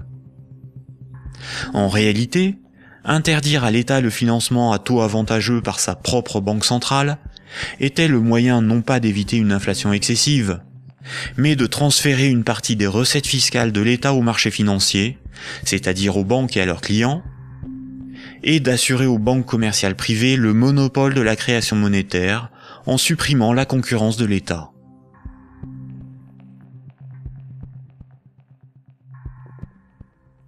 Voici ce qu'on pouvait lire en 1924, avant la Grande Dépression de 1929, dans le magazine de l'Association des banquiers des États-Unis. Le capital doit assurer sa propre protection par tous les moyens possibles, grâce à la coalition et à la législation. Les dettes doivent être collectées et les hypothèques exercées le plus rapidement possible. Lorsque les personnes ordinaires perdent leur maison à travers le processus de la loi, elles deviennent plus dociles et peuvent plus facilement être dirigées grâce au bras fort du gouvernement représenté par les principaux acteurs financiers et par une puissance centrale due aux richesses. Ces vérités sont bien connues de nos principaux intervenants, qui s'appliquent désormais à créer un impérialisme permettant de gouverner le monde. En divisant les votants grâce au système de partis politiques, nous les manipulons afin qu'ils dépensent toute leur énergie pour des problèmes n'ayant aucune importance. C'est donc grâce à une action discrète que nous garantirons la pérennité de ce que nous avons si bien planifié et accompli. Rappelez-vous, dans l'Antiquité, la monnaie physique a été inventée par des souverains pour lever des armées, conquérir de nouveaux territoires et instaurer une dépendance des peuples à la monnaie par la levée des impôts. Toutes les dettes devaient être réglées avec la monnaie du souverain. Cela lui permettait d'acheter les richesses aux populations avec la monnaie qu'il fabriquait lui-même. Une seule et même organisation gérait la fabrication de la monnaie, les armées, la législation, la justice et les forces de l'ordre. Aujourd'hui encore, la monnaie reste un instrument de domination et un élément clé de la géopolitique. Le siècle dernier a été celui du dollar américain.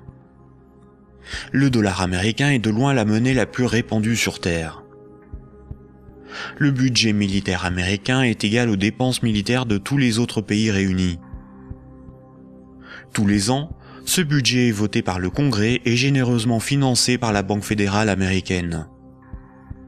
Fondée en 1913, la Banque fédérale américaine est une banque privée et non une institution publique. La force militaire permet aux États-Unis d'assurer le statut de monnaie de réserve mondiale au dollar américain et de l'imposer dans le commerce international. Avant les attentats du 11 septembre 2001, les pays clés indépendants du système monétaire anglo-saxon étaient l'Afghanistan, l'Irak, le Soudan, la Libye, la Syrie, Cuba, la Corée du Nord, la Somalie et l'Iran.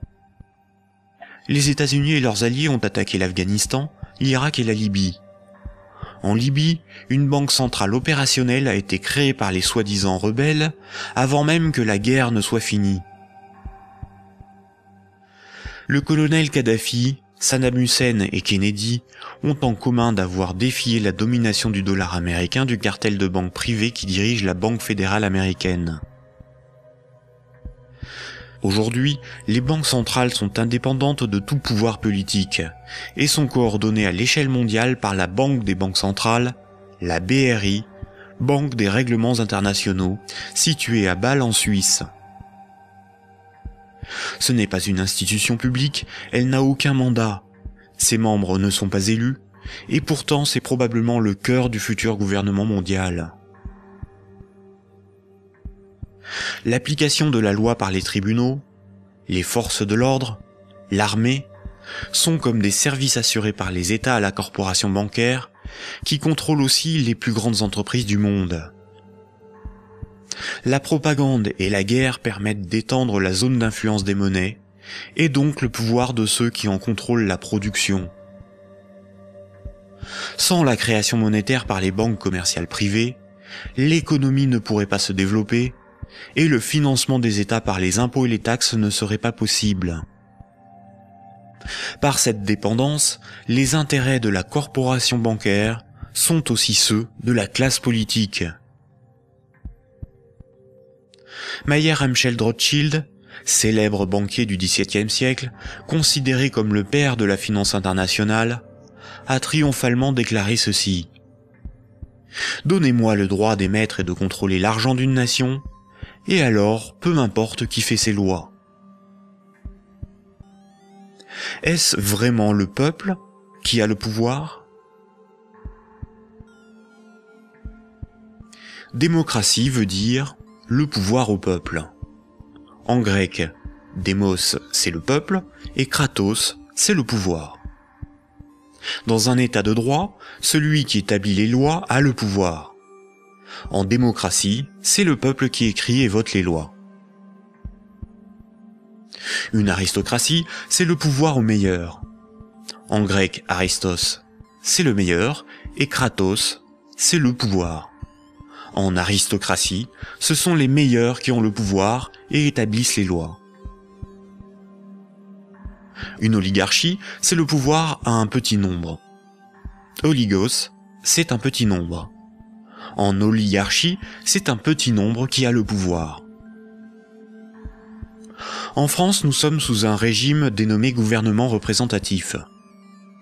Tous les 5 ans, on demande au peuple d'élire ses représentants parmi un groupe d'hommes politiques, dénommé classe politique. Les représentants écrivent et votent les lois, pas le peuple. Nous sommes donc dans une oligarchie. Historiquement, le terme de démocratie pour désigner le gouvernement représentatif a été employé dans les années 1830 pour tromper l'opinion publique et faire croire au peuple qu'il a le pouvoir. Ce mensonge perdure encore de nos jours. Si nous étions en démocratie, nous voterions nous-mêmes les lois, par des votations ou des référendums, et nous pourrions aussi en écrire, en proposer. En France, les représentants du peuple sont des politiciens de carrière, pour beaucoup fonctionnaires et issus de classes supérieures, âgés de 60 ans en moyenne. Ils ne sont en rien représentatifs du peuple français. Une fois les représentants élus parmi l'oligarchie de la classe politique, les électeurs n'ont aucun contrôle sur la politique menée et la législation établie. Les représentants votent selon leurs opinions, leurs intérêts, leur complicité ou leur carrière politique. Ils sont la cible de groupes d'intérêts qui influencent leur vote. Les textes de loi sont dans 9 cas sur 10 rédigés par de hauts fonctionnaires non élus. Donner le pouvoir à un groupe d'hommes issus d'une oligarchie, ce n'est pas avoir le pouvoir, c'est désigner ses maîtres. Les partis politiques, apparus dans les années 1840, étaient un moyen de canaliser l'insatisfaction des électeurs dans des oppositions et des conflits sans conséquences. Car si les lois étaient votées par le peuple, ce qui définit la démocratie, il n'y aurait pas de manifestations, pas de grèves, pas de mécontentement ou de troubles sociaux. Le peuple serait souverain. Durant la Révolution, les riches avaient bien plus à perdre que les pauvres. Voltaire, figure emblématique des Lumières, disait ceci. Un pays bien organisé est celui où le petit nombre fait travailler le grand nombre, est nourri par lui, et le gouverne. Si le pouvoir était donné au peuple, il aurait défendu ses intérêts propres au détriment de la minorité des riches, des notables et des banquiers.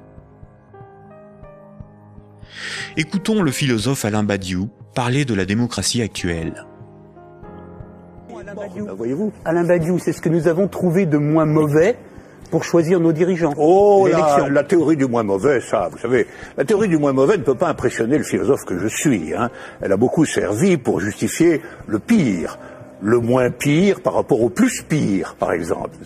C'est Churchill qui a inventé cette histoire, qui a consisté à dire que la démocratie, c'était le pire de tous les régimes, à l'exception de tous les autres. Il avait raison? Eh ben non, il n'avait pas forcément raison. Pourquoi aurait-il eu raison? Parce que si la démocratie, on peut vivre. Mais il se peut que le meilleur régime politique soit à venir, qu'il dépende d'une invention de l'humanité. Après tout, vous savez, pendant des millénaires, ce à quoi nous assistions, c'était à des théocraties, à des régimes extraordinairement tyranniques et oppressifs. Ils ont duré bien plus longtemps que votre démocratie, bien plus longtemps. Donc cette démocratie, c'est peut-être tout simplement une sorte de petit intervalle dans l'histoire. Surtout que elle ne marche que là où le capitalisme est déchaîné. Hein. Ça, c'est un fait. Hein. Le régime parlementaire démocratique, je le constate, c'est un fait. Il n'existe comme régime installé, consensuel, conséquent, que là où l'économie capitaliste s'est développée. Et quand l'économie capitaliste commence à flancher, ce type de représentation politique se sent aussi un peu malade. N'est-ce pas ? C'est là où on en vient au cœur de votre pensée. Un tout petit moment d'explication. Vous êtes, Alain Badiou, un de ceux qui avaient revendiqué le mot communisme, alors même que les régimes communistes ou étiquetés communistes étaient effondrés. Vous aspirez à un régime politique qui serait placé sous le signe de l'égalité. Tout votre livre, toute la République de Platon, tourne autour de cette idée. La cité idéale, c'est la cité de l'égalité, la cité de l'idée juste, donc du communisme. Et quand vous nous dites, pour moi, le capitalisme, c'est l'équivalent de la démocratie, là est la racine de votre rejet de la démocratie, je ne vous trahis pas. De cette démocratie-là, parce que je n'accepterai pas de dire que je rejette la démocratie. Vous avez parlé tout à l'heure d'une illusion démocratique, mais la démocratie que nous connaissons aujourd'hui, c'est elle qui est l'illusion démocratique. Parce que personne, dans le débat politique français ou étranger, dans les pays démocratiques, ne veut abolir le capitalisme. C'est ça le sujet. C'est pas exactement ça. C'est un petit peu plus précis. C'est parce que les différents gestionnaires possibles de notre société sont des gens qui, de toute façon, admettent pour l'essentiel l'ordre établi. Ça, il faut en convenir.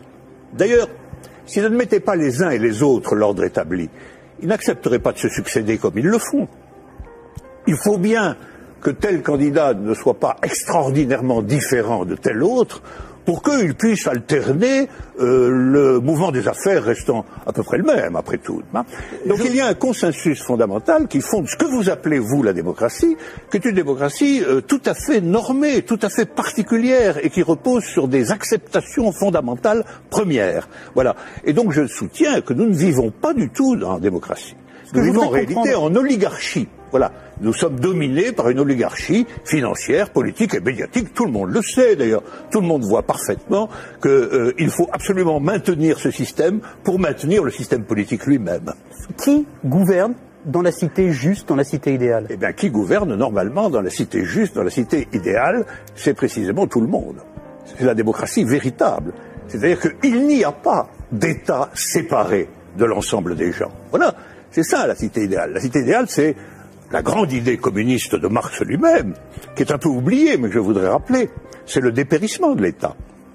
C'est l'idée que l'existence d'une machine d'État oppressive, séparée, qui doit être perpétuellement validée par des élections, etc., c'est une affaire vieillie, c'est une affaire qu'il faut dépasser absolument, au nom de ce que Marx lui-même appelait un régime d'association.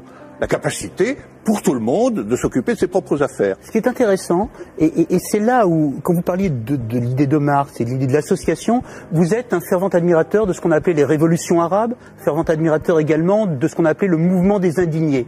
Et ce qui est très intéressant, c'est que votre critique sur les révolutions arabes commence au moment où elle se transforme en processus démocratique électoral avec des élections. Oh ben c'est pas ma critique à moi, c'est d'abord la critique de tous ceux qui ont participé au mouvement dans les pays arabes.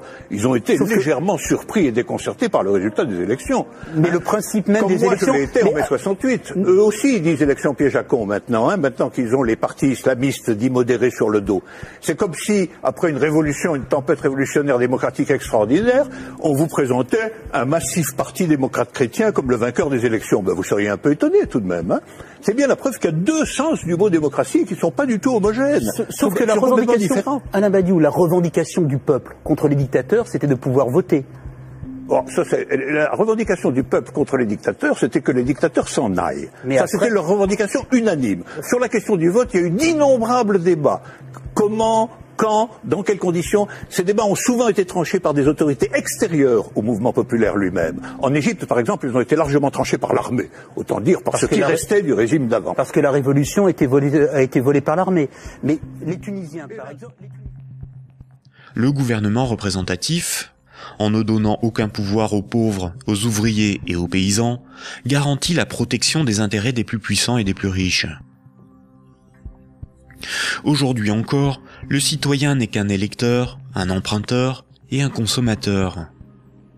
Il est informé par des médias inféodés aux grands groupes financiers et industriels dont ils sont pour la plupart la propriété.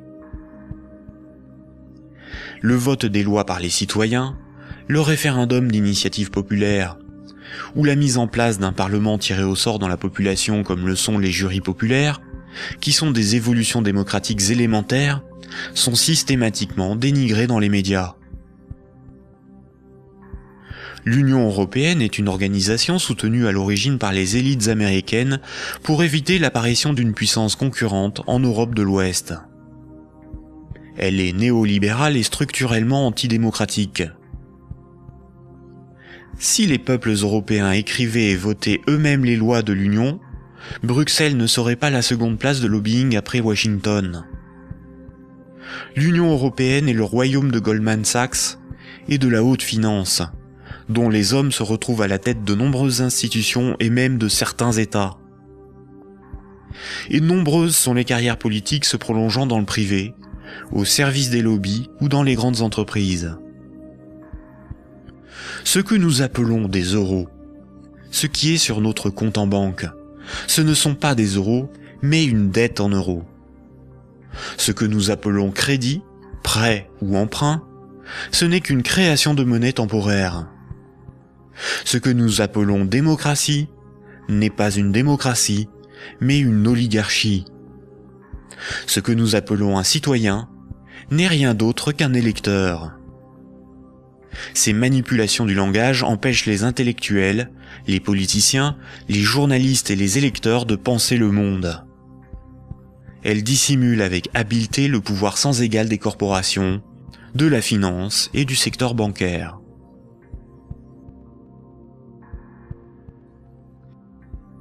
Aujourd'hui, la planète n'est plus capable de se régénérer. L'humanité tout entière est en train de se confronter aux limites de la Terre elle-même et manque de ressources naturelles. Toute croissance économique nécessite beaucoup de matières premières et d'énergie. Or, les ressources de la planète sont limitées. Certaines organisations militent pour qu'une nouvelle approche économique et sociale émerge, pour que nous soyons respectueux de notre environnement et sortons d'une logique de compétition, de surconsommation et de conflit. Certains font la promotion de la décroissance. La décroissance permettrait l'équilibre de l'activité humaine et les ressources de la planète. Mais la décroissance sous-entend une réduction permanente de la demande de crédit, donc une contraction de la masse monétaire qui déboucherait rapidement sur une crise économique majeure. En réalité, les nations sont les esclaves de l'impérieuse nécessité d'une dette perpétuelle pour disposer de monnaie, donc d'une croissance soutenue, impliquant une consommation en progression constante. S'il n'y a plus d'anticipation de revenus futurs, il n'y a plus de crédit, donc la monnaie disparaît, l'État ne peut plus fonctionner et l'économie s'arrête.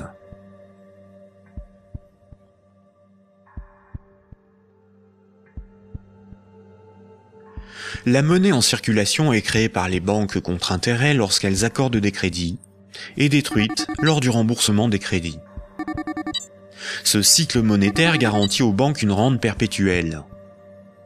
Les créanciers sont les banques et le secteur financier, et les débiteurs sont le reste du monde. Notre système économique n'est en rien libéral, puisque nous sommes dépendants des banques pour réaliser le moindre échange économique. Nous ne sommes pas libres de ne pas être endettés. La rareté de la monnaie organise la concurrence entre les individus, entre les entreprises, entre les nations. Les banques créent la monnaie en fonction de leurs propres intérêts et non en fonction de l'intérêt général. Les conflits armés sont plus lucratifs que la diplomatie.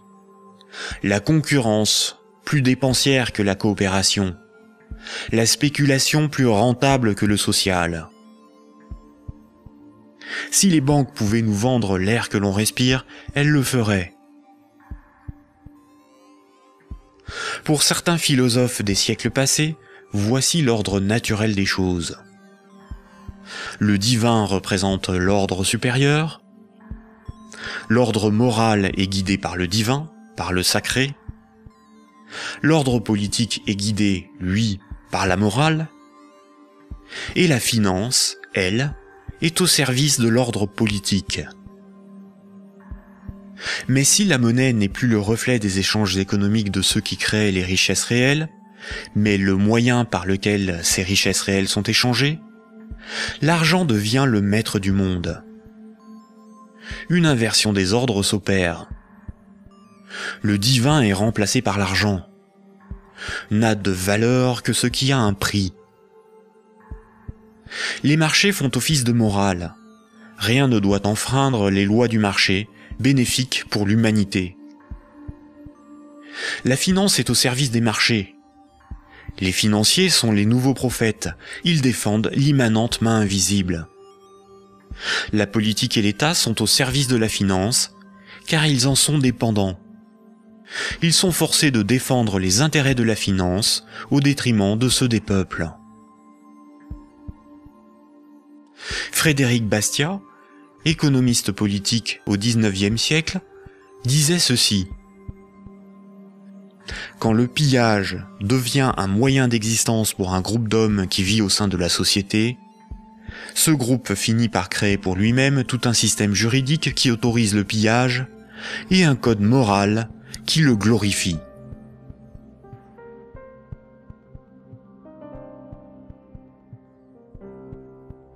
Récapitulons. Voici les points importants qu'il faut retenir. Avant l'invention de la monnaie, les systèmes de comptabilité des dettes permettaient aux hommes d'échanger librement des biens et des services. Il était simplement noté ce qui était donné ou les services rendus, à qui et quand, de sorte à s'assurer que chacun donnait autant qu'il recevait. Les hommes se faisaient confiance, c'est ce qui leur permettait de se faire crédit. C'est environ 700 ans avant Jésus-Christ que la monnaie a été créée comme un outil de domination au service de souverains ou d'États. Le souverain payait ses soldats avec une monnaie qu'il fabriquait lui-même. Les soldats forçaient les paysans à accepter cette monnaie comme paiement. Le souverain s'assurait que personne d'autre ne produisait cette monnaie. Les faux monnayeurs étaient sévèrement punis. Le souverain levait ensuite un impôt dans sa propre monnaie. Les paysans étaient donc obligés de se procurer de la monnaie du souverain pour payer leurs impôts et éviter de finir esclaves, emprisonnés ou pendus. La monnaie permettait donc au souverain de payer son armée, de maintenir l'ordre par la violence et d'extorquer des biens et services à ses sujets. Dès lors, le terme de dette a été progressivement dévoyé. On disait que ceux qui ne payaient pas leurs impôts avaient une dette envers le souverain. C'est faux. Pour qu'un sujet ait une dette envers le souverain, il aurait fallu que le souverain lui ait d'abord donné quelque chose de valeur. Or, le souverain exigeait avec violence et sans contrepartie de la monnaie qu'il était le seul à fabriquer. Le mythe de la monnaie remplaçant le troc masque le fait que celui qui a le pouvoir de créer la monnaie peut s'approprier le travail d'autrui sans contrepartie. De nos jours, les institutions qui créent la monnaie sont les banques commerciales privées dont le but est le profit. Elles créent la monnaie lorsqu'elles accordent des crédits et elles détruisent la monnaie lorsque les emprunteurs remboursent leurs crédits. En fonction de leur bilan, les banques créent aussi de la monnaie à partir de rien pour leurs propres dépenses. Quand, par exemple, on demande du pain à quelqu'un, il est bien normal de le lui rendre plus tard. On a une dette envers cette personne. C'est la morale qui nous dicte ce comportement, à juste titre. Mais quand une banque fait crédit, elle ne prête pas l'argent qu'elle possède. Elle le crée à partir de rien.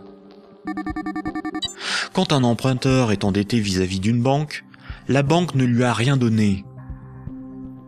Elle exige pourtant qu'on lui rende quelque chose qu'elle ne possédait pas avant d'accorder le crédit, majoré d'un intérêt pour le service rendu. C'est parce que la loi protège ce privilège qu'elles peuvent contraindre les emprunteurs à rembourser leur crédit, quitte à saisir leurs biens et à les envoyer en prison. Il s'agit là d'un rapport de force. Les soi-disant dettes issues des crédits bancaires sont un moyen par lequel les banques extorquent une partie de notre travail contre une création de monnaie temporaire.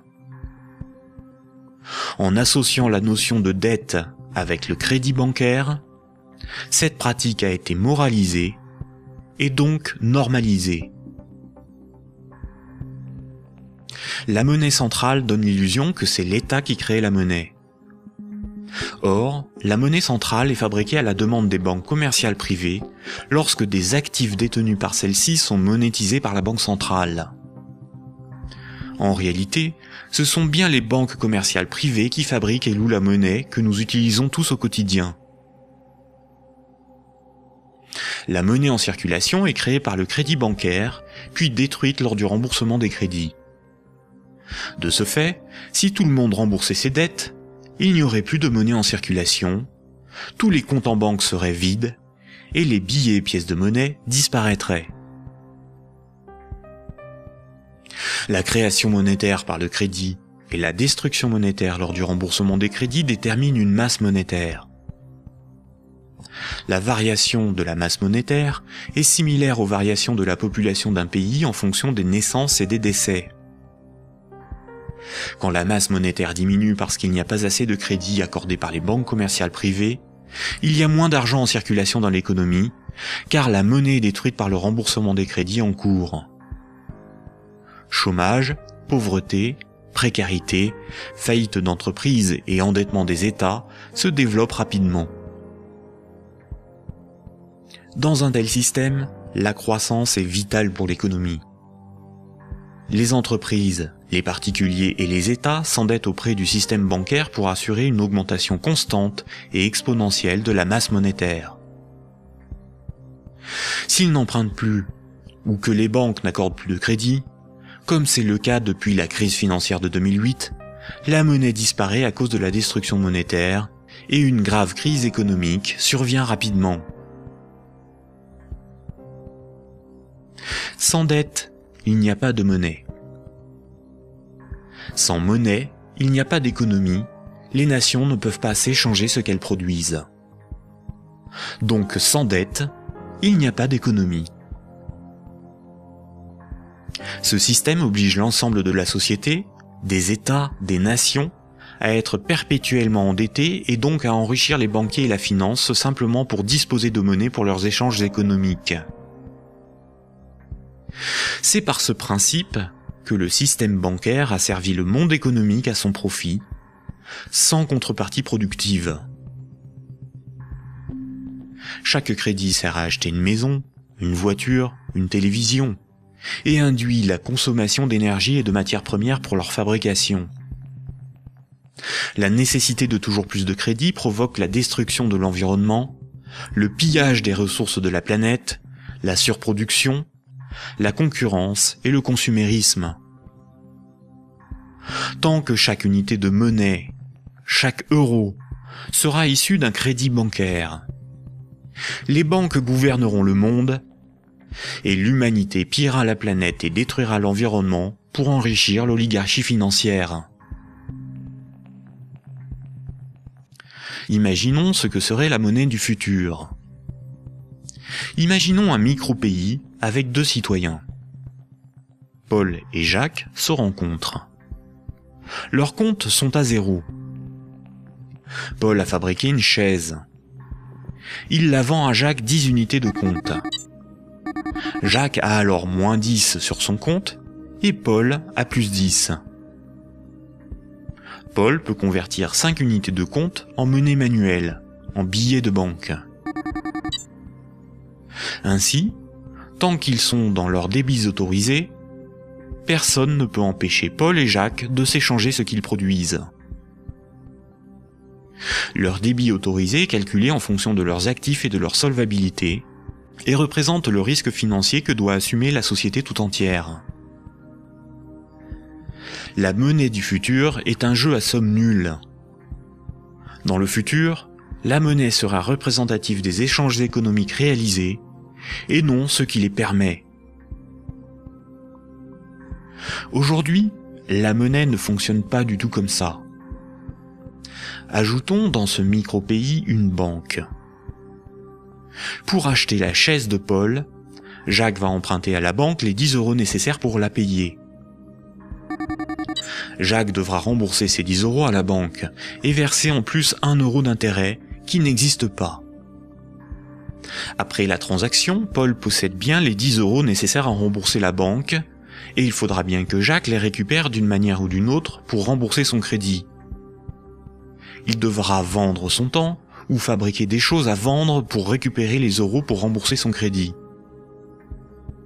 Mais les 1 € d'intérêt n'existeront qu'à partir du moment où un nouveau crédit aura été demandé à la banque. On comprend donc plusieurs réalités. Paul et Jacques sont dépendants de la volonté de la banque d'accorder ou non le crédit pour s'échanger ce qu'ils produisent. Ils sont obligés malgré eux d'enrichir la banque en achetant de la monnaie temporaire qui sera détruite lors du remboursement des crédits. Le remboursement des intérêts oblige Paul et Jacques à perpétuellement emprunter à la banque pour pouvoir la rembourser. Ce système crée artificiellement un manque permanent de moyens de paiement qui débouche sur une concurrence accrue pour capter la monnaie en circulation. Paul et Jacques ont avant tout le problème de se procurer de la monnaie pour vivre. Il faut bien distinguer ce qui est au service de l'intérêt général et ce qui est au service d'intérêts particuliers. L'intérêt général, c'est l'intérêt du plus grand nombre, des nations dans leur ensemble. Les intérêts particuliers sont ceux des oligarques, des riches, des gens de pouvoir, des actionnaires, c'est-à-dire une minorité de personnes dans la société et à travers le monde. Prenons la monnaie. La monnaie sert des intérêts particuliers. Elle sert les intérêts de ceux qui la fabriquent, c'est-à-dire les banques commerciales privées et la finance, dont le but est l'enrichissement. La monnaie existe parce qu'il y a ce qu'on appelle des dettes. Ces dettes ne servent que des intérêts particuliers. La bourse et la spéculation, les marchés financiers, représentent très majoritairement des intérêts particuliers. La rémunération de l'épargne et des comptes courants des déposants, de l'homme de la rue, est marginale en comparaison des bénéfices engrangés par l'industrie financière. Le système politique, qui est censé défendre l'intérêt général, est forcé de protéger les privilèges des banques, des corporations et de la finance. Depuis les Lumières et la Révolution française, les régimes politiques basés sur l'élection de représentants ont été voulus parce qu'ils sont antidémocratiques. Ils permettent de défendre les intérêts de la classe supérieure et des élites par l'établissement de collusions toujours plus fortes entre la classe politique et les oligarchies financières et capitalistiques dont ils sont dépendants. La guerre est souvent financée par les riches et les banquiers. Seules des révolutions, des rébellions ou des révoltes se veulent véritablement au service de ceux qui les mènent. Les guerres, elles, ne servent que rarement l'intérêt général. La science, l'environnement, la santé, l'éducation, le progrès technique sont au service de l'intérêt général. En réalité, avec la privatisation de l'ensemble de ces domaines, ils sont de plus en plus au service d'intérêts particuliers afin d'en tirer le maximum de profit. La généralisation de l'économie de marché s'accompagne d'une concentration des richesses telle qu'à l'échelle mondiale, les 85 personnes les plus riches ont autant que les 3,5 milliards les plus pauvres. Et ces disparités ne cessent aussi de s'accroître dans les pays développés. La majorité productive s'appauvrit quand une minorité financière et capitalistique s'enrichit. Les riches n'ont jamais été aussi riches.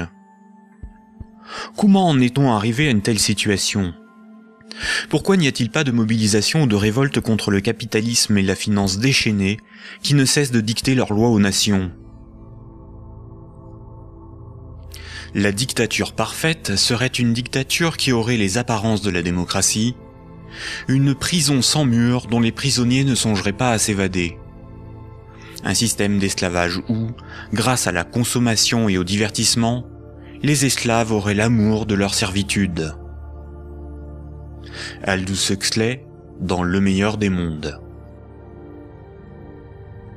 La croissance, essentielle à la domination de la finance, nécessite des travailleurs consommateurs dociles et manipulables. La télévision les divertit par les jeux, les séries, le voyeurisme de la télé-réalité et un flot d'informations brutes, sans aucune analyse, ne jouant que sur la force des images, l'émotionnel et les peurs primaires. On y fait l'apologie de l'oligarchie, des idoles, du consumérisme, de la légèreté, du sexe et de la bêtise.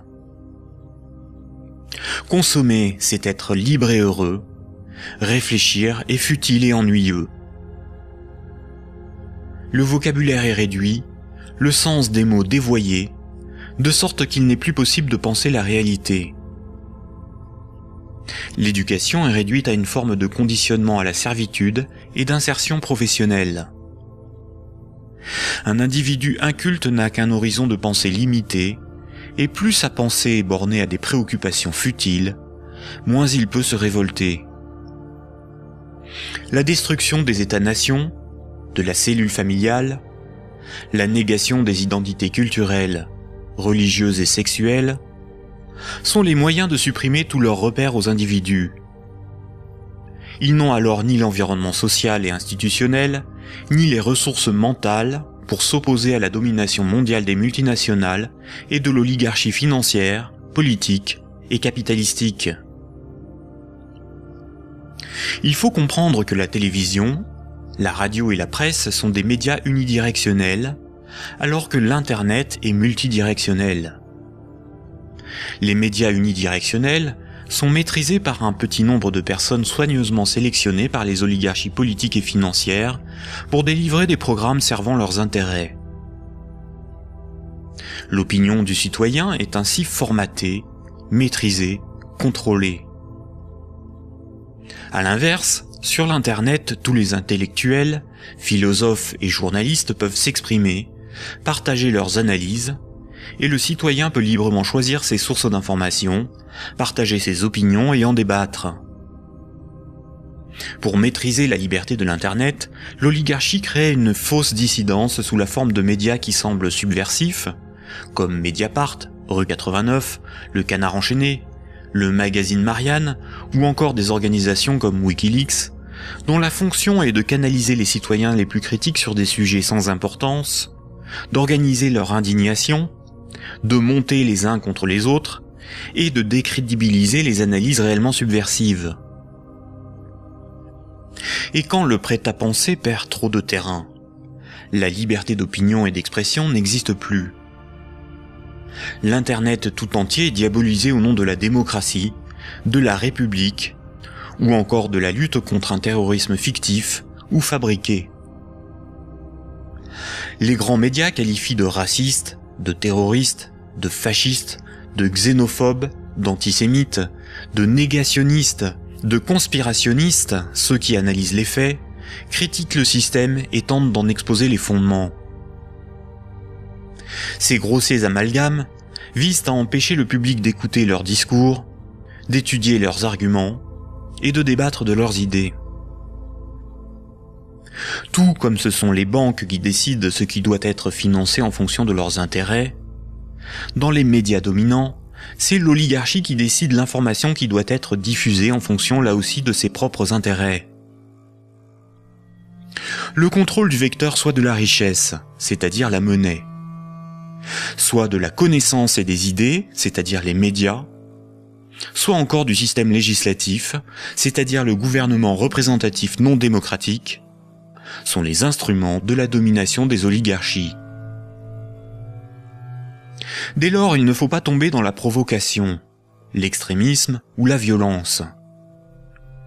La violence et la provocation sont ce que le système attend pour justifier la censure, le contrôle d'Internet et la mise en place d'un État policier. Il ne faut pas non plus dépenser son énergie sur des détails. Il faut au contraire remettre en cause les fondamentaux sur lesquels repose ce système de domination.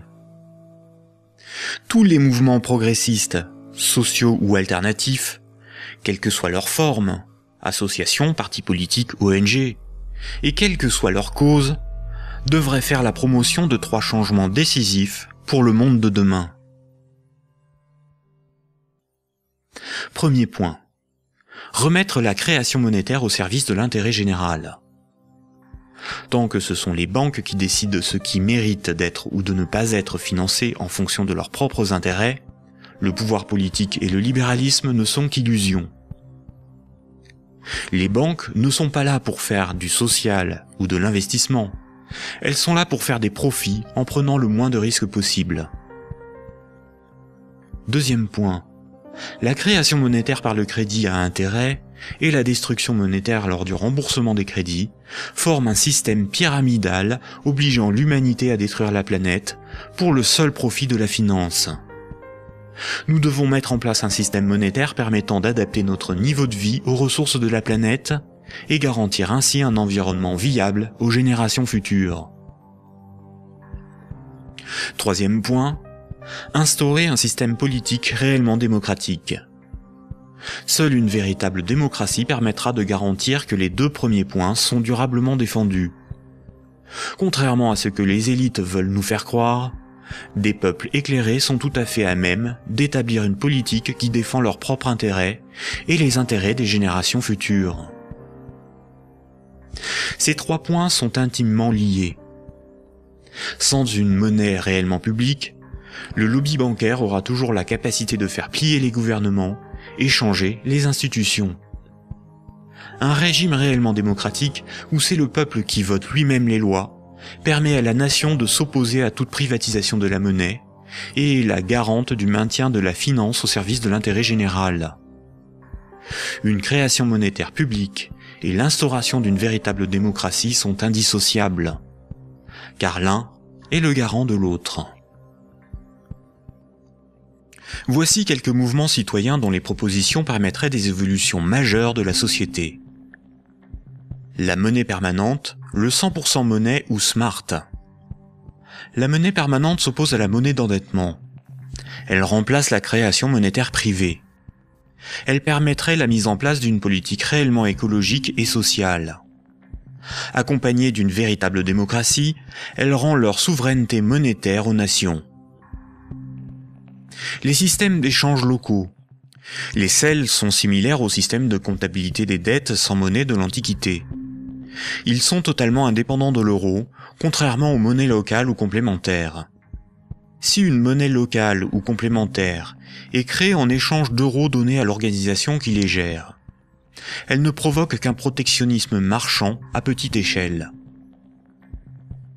Le revenu de base est le dividende universel. Tout en bouleversant les rapports sociaux, il impose de repenser la notion de travail, de justice, et induit une refonte du système monétaire pour être appliqué à grande échelle. Le tirage au sort. Un parlement non élu, mais tiré au sort dans la population est un système par nature démocratique, incorruptible et parfaitement représentatif. Il s'inspire de la démocratie athénienne et des jurys populaires, évite les dérives électoralistes et institue l'impuissance des lobbies. La démocratie directe. Il s'agit de faire voter les lois par référendum. La Suisse, par exemple, par ses votations et son référendum d'initiative populaire contraignant, est très proche d'une démocratie directe. À nous de sensibiliser nos proches, nos concitoyens, nos décideurs, nos élites, sur les fondements du monde d'aujourd'hui, et de faire la promotion de ces alternatives économiques, financières et politiques essentielles au monde de demain.